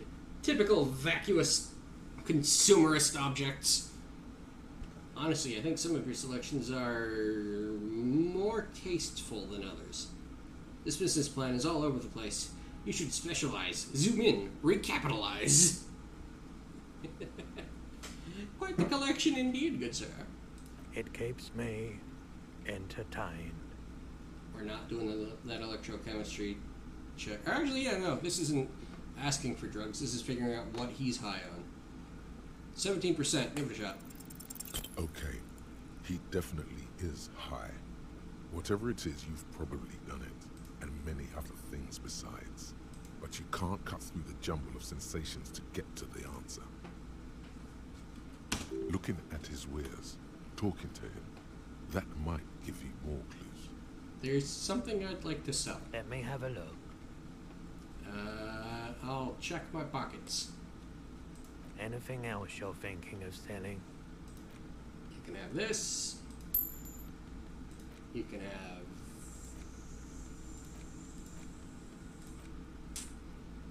this.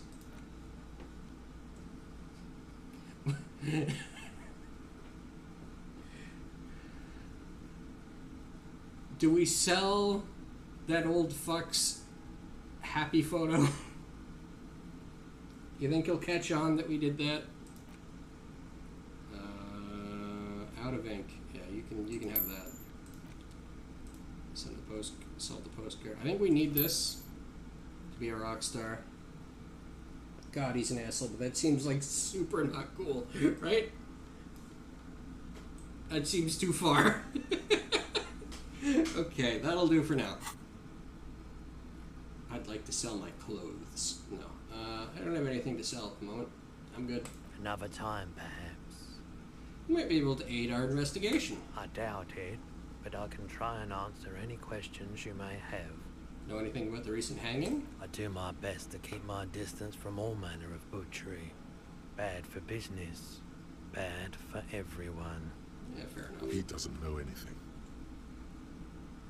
Actually, that's all I've got. The pawnbroker's gaze is already fixed on the dancing colors.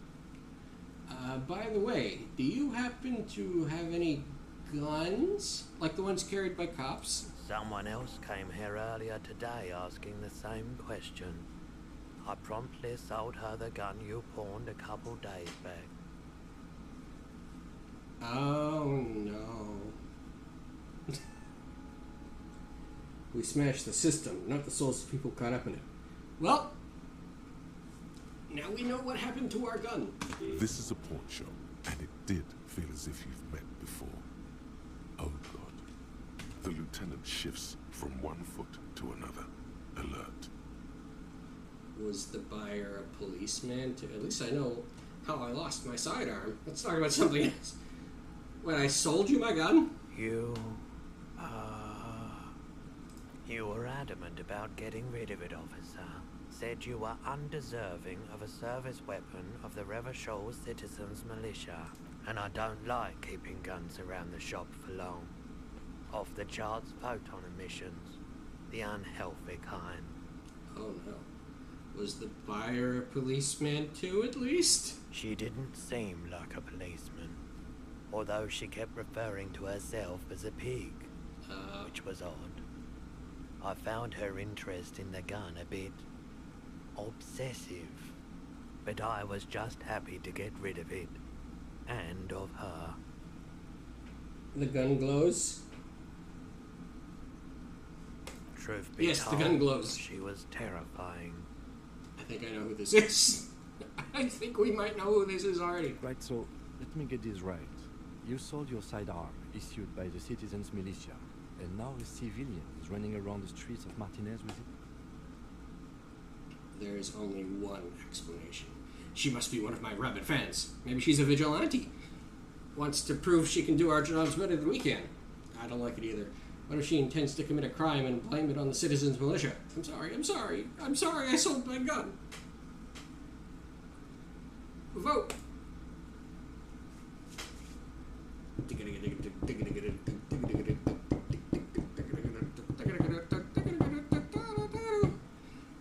That's a fairly reasonable response. Be like, oh fuck, she might be trying to frame us.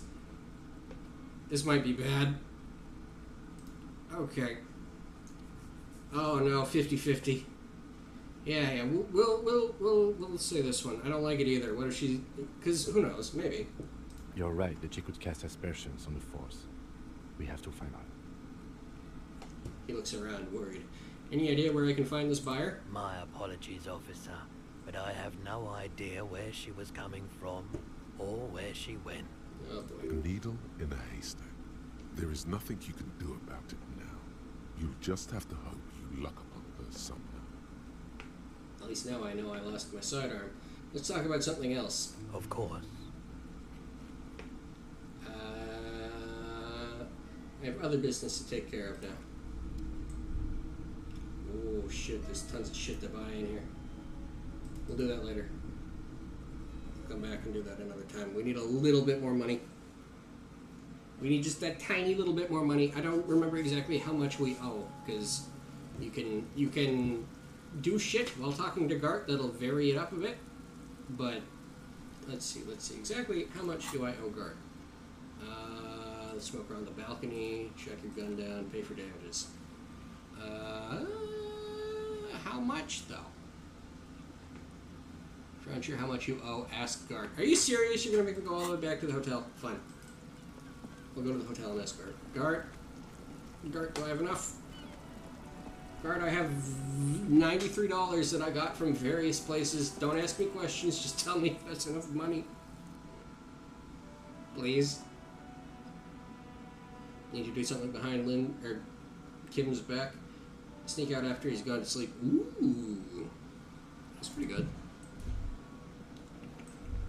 Hey Gart. How you doing, buddy? Can I help you? Here's your trash container key. Thanks. I hope you found what you were looking for. I found the victim's clothes. How strange. I certainly didn't put them there. Maybe you don't remember putting them there. Maybe you were sleepwalking. Or in a fugue state. Could someone on your staff have put them there? Who else has keys to the trash container? That seems like a reasonable question. Gart, do I have enough money?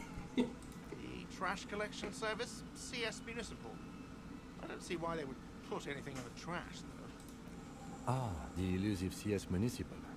I doubt we'll be able to track down who was sent here last, and well, this will have to be one of those little threads that solves itself down the road. Okay. Thank you anyway. Maybe you don't remember putting them in there. I think fugue states are more your forte, officer. Hey, shut up. Could someone on your staff have put them there? Sylvie had the keys before I got here, and I can vouch for her. I can vouch for all my stuff. None of us would tamper with the crime scene. Thanks. Let's talk about something else. Yes? So what that money I owe? Yes. Have you got it? How much do I owe you again? A lot. For the drinks and broken window, 70 real. Whoa! We got it! I have enough money! Well... Here. Slam the bills down on the counter, or here it is, sorry for the trouble. How are we gonna play this? Vote!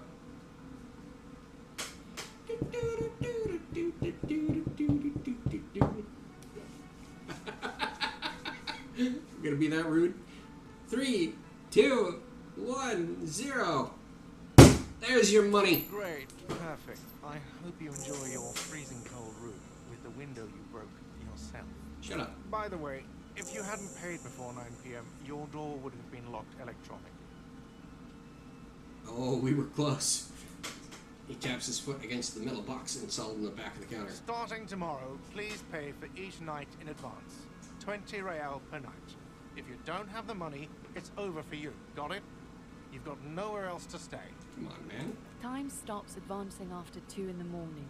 If you haven't paid for your room by then, it's game over. Don't leave finding money to the last minute, however.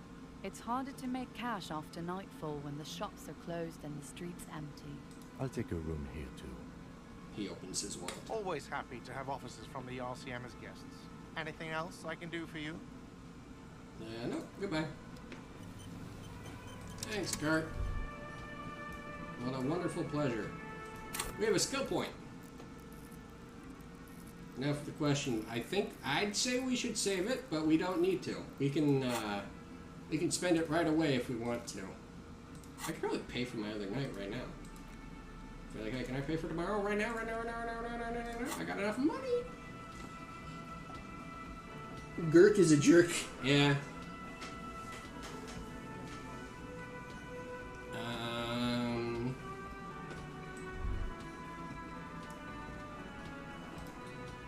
What's this? Sign reads, mess hall reserved for union members. Don't open. Or doors open. Inside you catch a glimpse of the union paraphernalia. A strike poster, some red pennants. Alright. I say we go ask around the whatchamacallit, you know? Why can't I think of the word? The traffic jam. We go ask around the traffic jam, see who's got the drugs.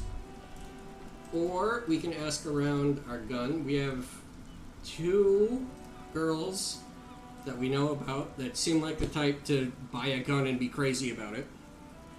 So we could go ask that the girl that hangs out with Kuno, or we could go ask Cindy. What do you guys think? Which one do you want to do first? Do you want to go ask about the drugs, or do you want to go talk to the girls?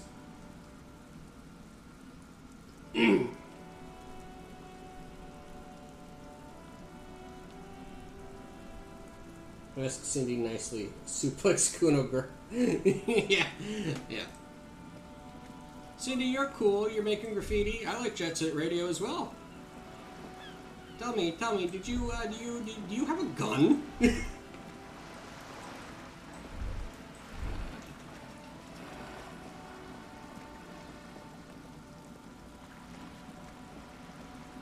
Hey, Cindy. How you doing? Hello again, officers. Have you come to admire my mural? No, there's nothing new we can say to her. Alright. We'll go ask. What's your name? Kuno S? Kuno S? Because the only thing we know about her, I guess, is her relationship with Kuno? I'm guessing. I'm doubting that's her real name. But then again, Kuno probably isn't even his real name. Yeah, Cindy seems more like a peaceful rebellion type, so yeah. Loud, but peaceful. Hey, you. Kuno, the pig's getting pretty close to me. Come to snuff my shit out, I think. Why do you keep thinking everybody's gonna come kill you? Looks like it's time for me to go, Kuno. Pig's come to take me in. I just want to ask some questions. I'm going away for a long, long time, Kuno. Going away for life. What have you done that... What's going on there? Fuck are you trying to pull, pig? Listen, child, the corpse made me puke twice and I was wondering why you don't.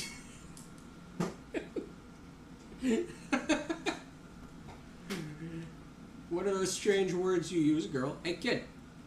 Child, converse with me. You there, behind the fence! Stay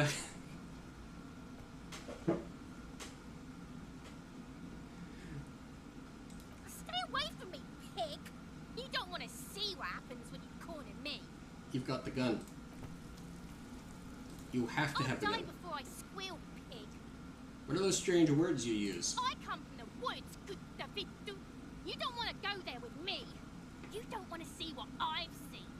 Okay. Don't be traumatizing here. Get the fuck out of here. Kuno, I'll punch you again. I'll die before I squeal, pig. Hey, kid. What's this kid shit? Fucking mind games. I'd rather die than squeal. Get the fuck out of here, face. You got done. Talk to me. So it's a girl. Interesting.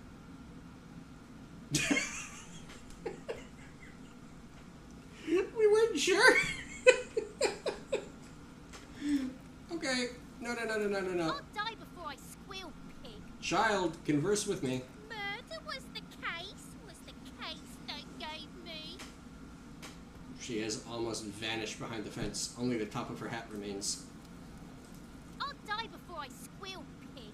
You there, behind the fence. You don't want to fuck with me. I got my hands bloody. The hat. I'm not here, pig. You're not seeing this. The hat drops even lower. There's a check associated with this? You can still see the top of her hat from behind the fence. Thank you for confirming that perception. I'm very glad that you piped up. I'll die before I squeal, pig. Nah, there's nothing else to say to her. Kuno. Fuck does Kuno care?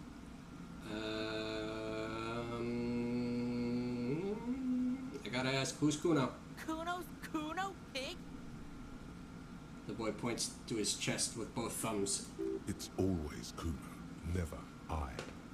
Clearly the kid's using the third-person perspective as a shield.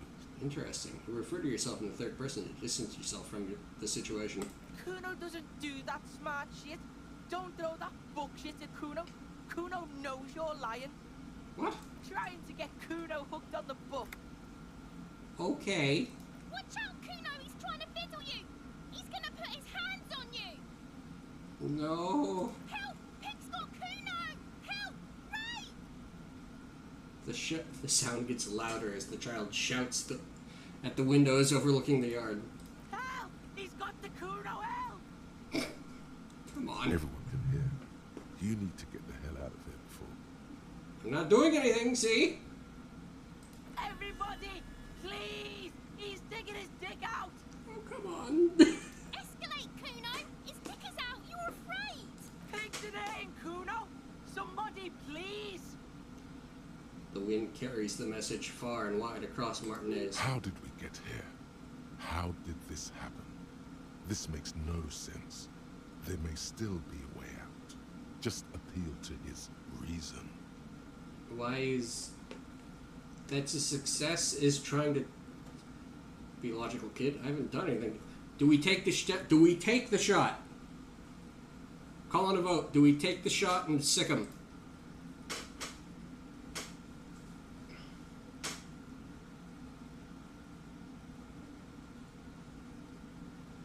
It's a real low percentage chance, but we might be able to do it again.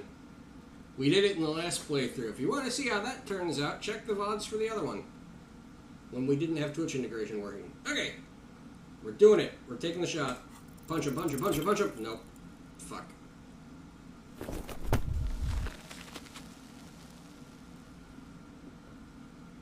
Oh. You didn't shut him down. Your fat fist didn't meet its target. Instead, it pulled you down with it. Say nothing. Try to hold it together. Pigs trying not to cry. Kuno can't believe this shit. Can no one stop the Kuno? Artful. Pig, Kuno thought you had this. What happened? Kuno can't do anything now. He's writhing with joy. Like the power you gave him is too much to take. Fuck your shoulder, fuck your knee, fuck your fat body up! Alright. Kim, help me. No.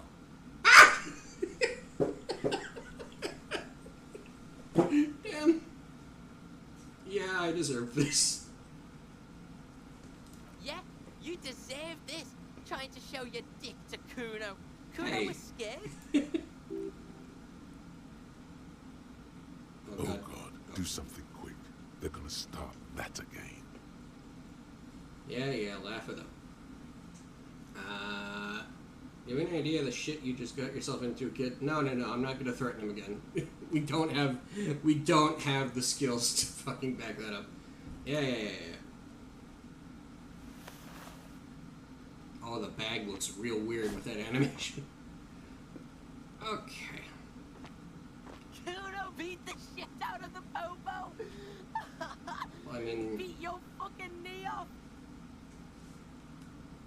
it's not a lie. That's not what happened. I told you not to tempt such forces.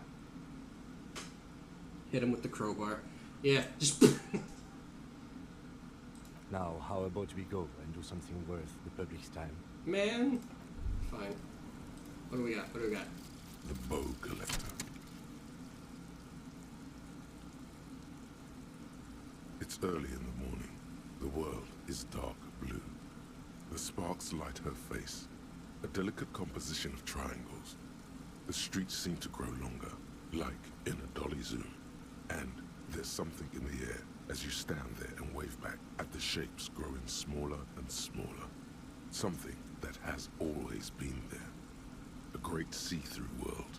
The tenderness you feel. The ghost of Revachol between you, carrying your signals. The holy messenger. +3 shivers, the third presence. Huh. I wasn't sure what that was going to do. Alright. That's pretty good.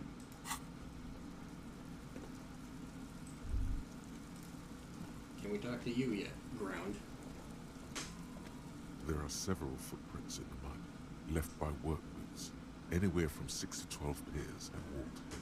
What kind of boots? Heavy workers' boots with reinforced toes and hobnails, all over the yard. Isn't this something an industrial worker would wear? Lieutenant, workers' boot tracks. Noted. Lieutenant takes out his little notebook. 83% chance, visual calculus check. Get an exact count. Maybe more than 12. No. 8 pairs of boots have shuffled back and forth in the mud. Go over them one by one. 1. Standard work boot. Steel reinforced toes, number 46. 2. Standard work boot. Steel reinforced toes, number 44. 3. Hobnailed work boot. Steel reinforced toes, number 43. 4. Standard work boot, number 45 or 46. Wait, which is it? You don't know. It's a miracle you can tell the prints apart as it is. The cold must have preserved them. Count more. 5. Another standard work boot. Steel reinforced toes. Number 44. 6. An aberration. Light as air. Even pace. Same make of boot, but number 41. Male or female? Impossible to tell. Could also have been an adolescent. The gait is undeveloped.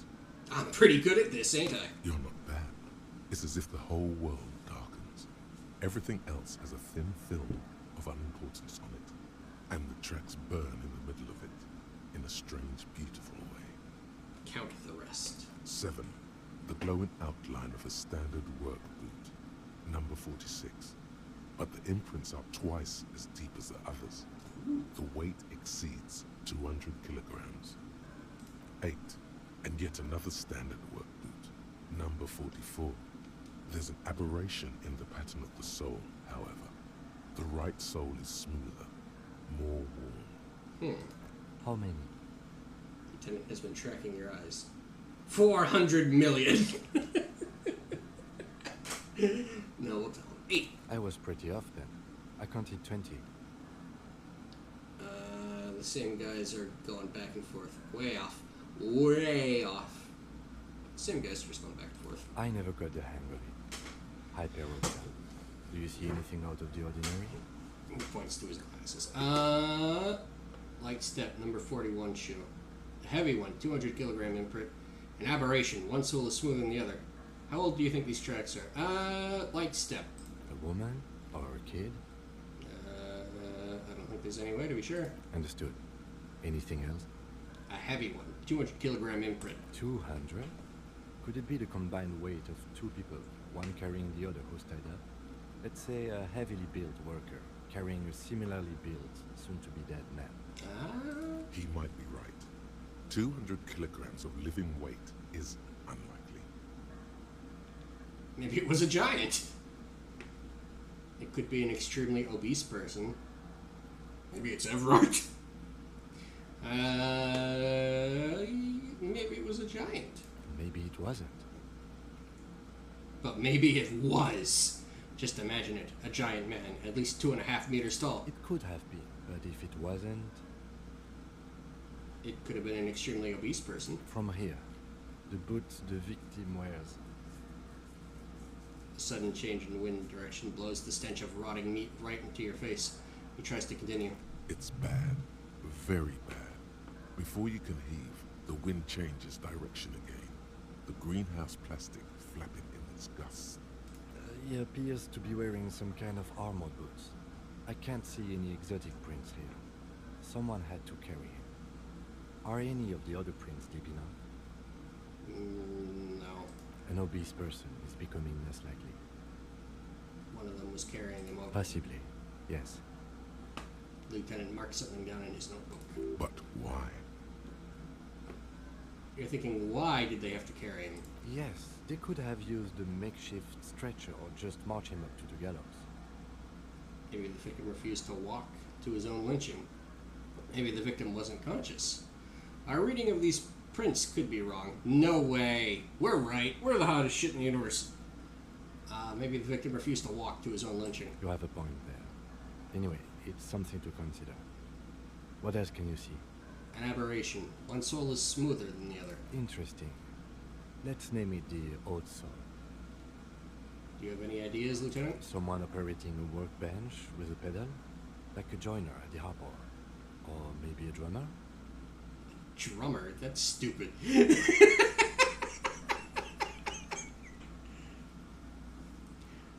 So one of the people we're looking for is a drummer? No, it's not. Forget I said it. We are not looking for a drummer. Perhaps it could be a driver. A driver would wear out the right shoe before the left. The accelerator is on the right. I was actually thinking the exact same thing. Interesting. If only I had come up with that idea. He doesn't seem to hear you. Looking south, toward the traffic jam instead. The machines are silent. The engines are all turned off.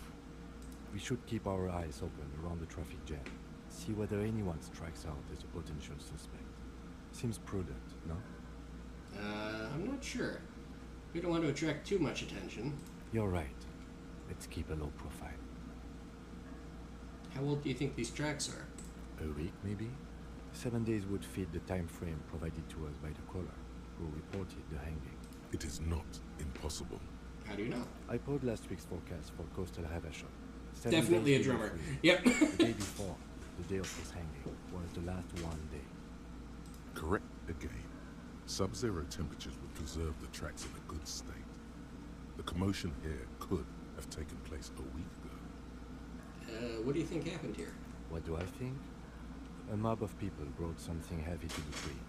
One of them was carrying the victim. They shuffled around, especially under the tree. I see. Then, after hoisting him up, they stood in a semicircle facing his direction. At first glance, this appears to be a lynching.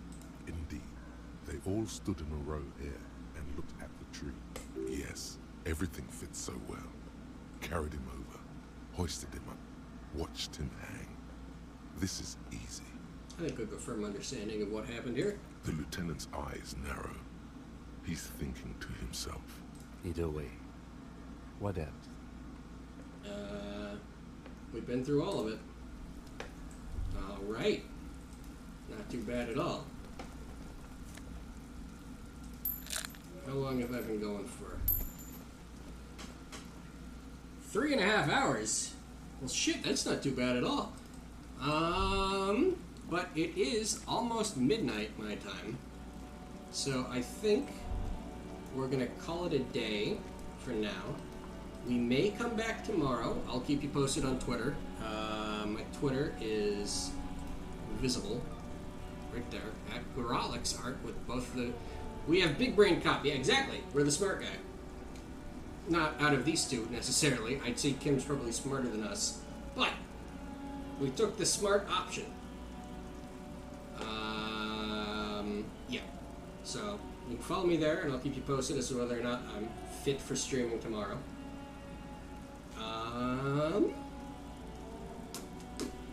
And regardless, whenever we come back to this, we'll investigate the traffic jam. See if the drug trafficker is there or not. But yeah, that wasn't too bad at all, I wouldn't say. Had a good time. I hope everybody else did as well. But for now, it's time to figure out who the fuck we're gonna raid. Here we are. Ladies and gentlemen, let's see what's going on here. Let me open Twitch.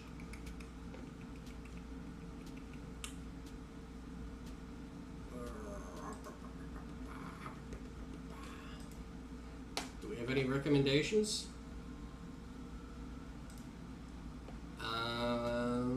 Who do I know?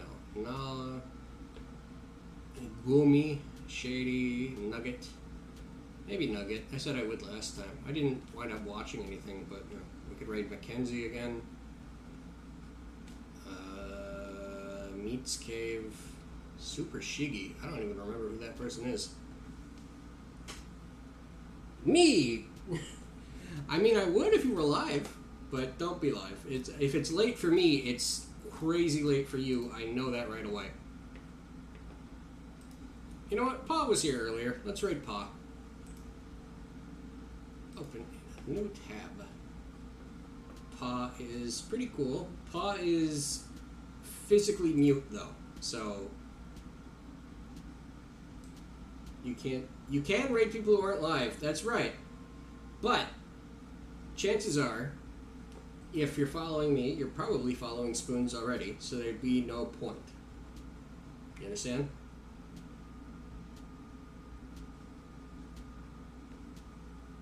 It's 1:30 a.m. Yeah. I was starting to think that too. It was like, I want to kind of leave it for like a cliffhanger sort of situation, but it's late for me, so it's definitely late for you, and I don't want to keep you guys up. So, we'll move right along to raiding Paw, probably.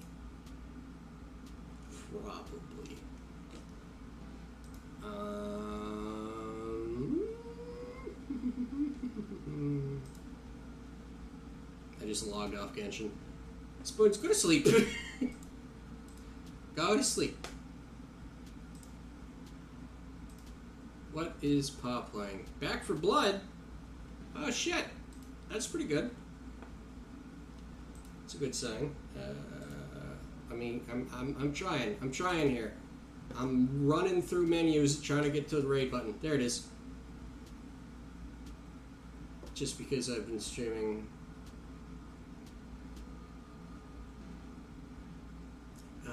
I'm working, so I'll be up for quite a bit. Oh, that's fair. Almost to AR23, so I am okay. I mean, just because I've been streaming on and off all day.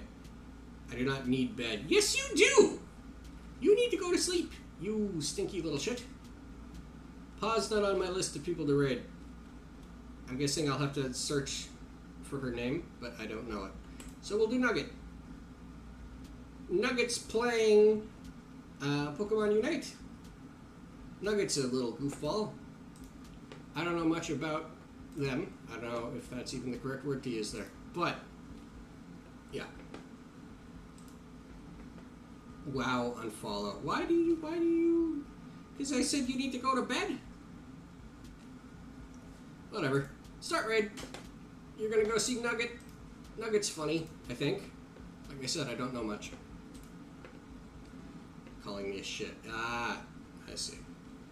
Okay. Bye-bye.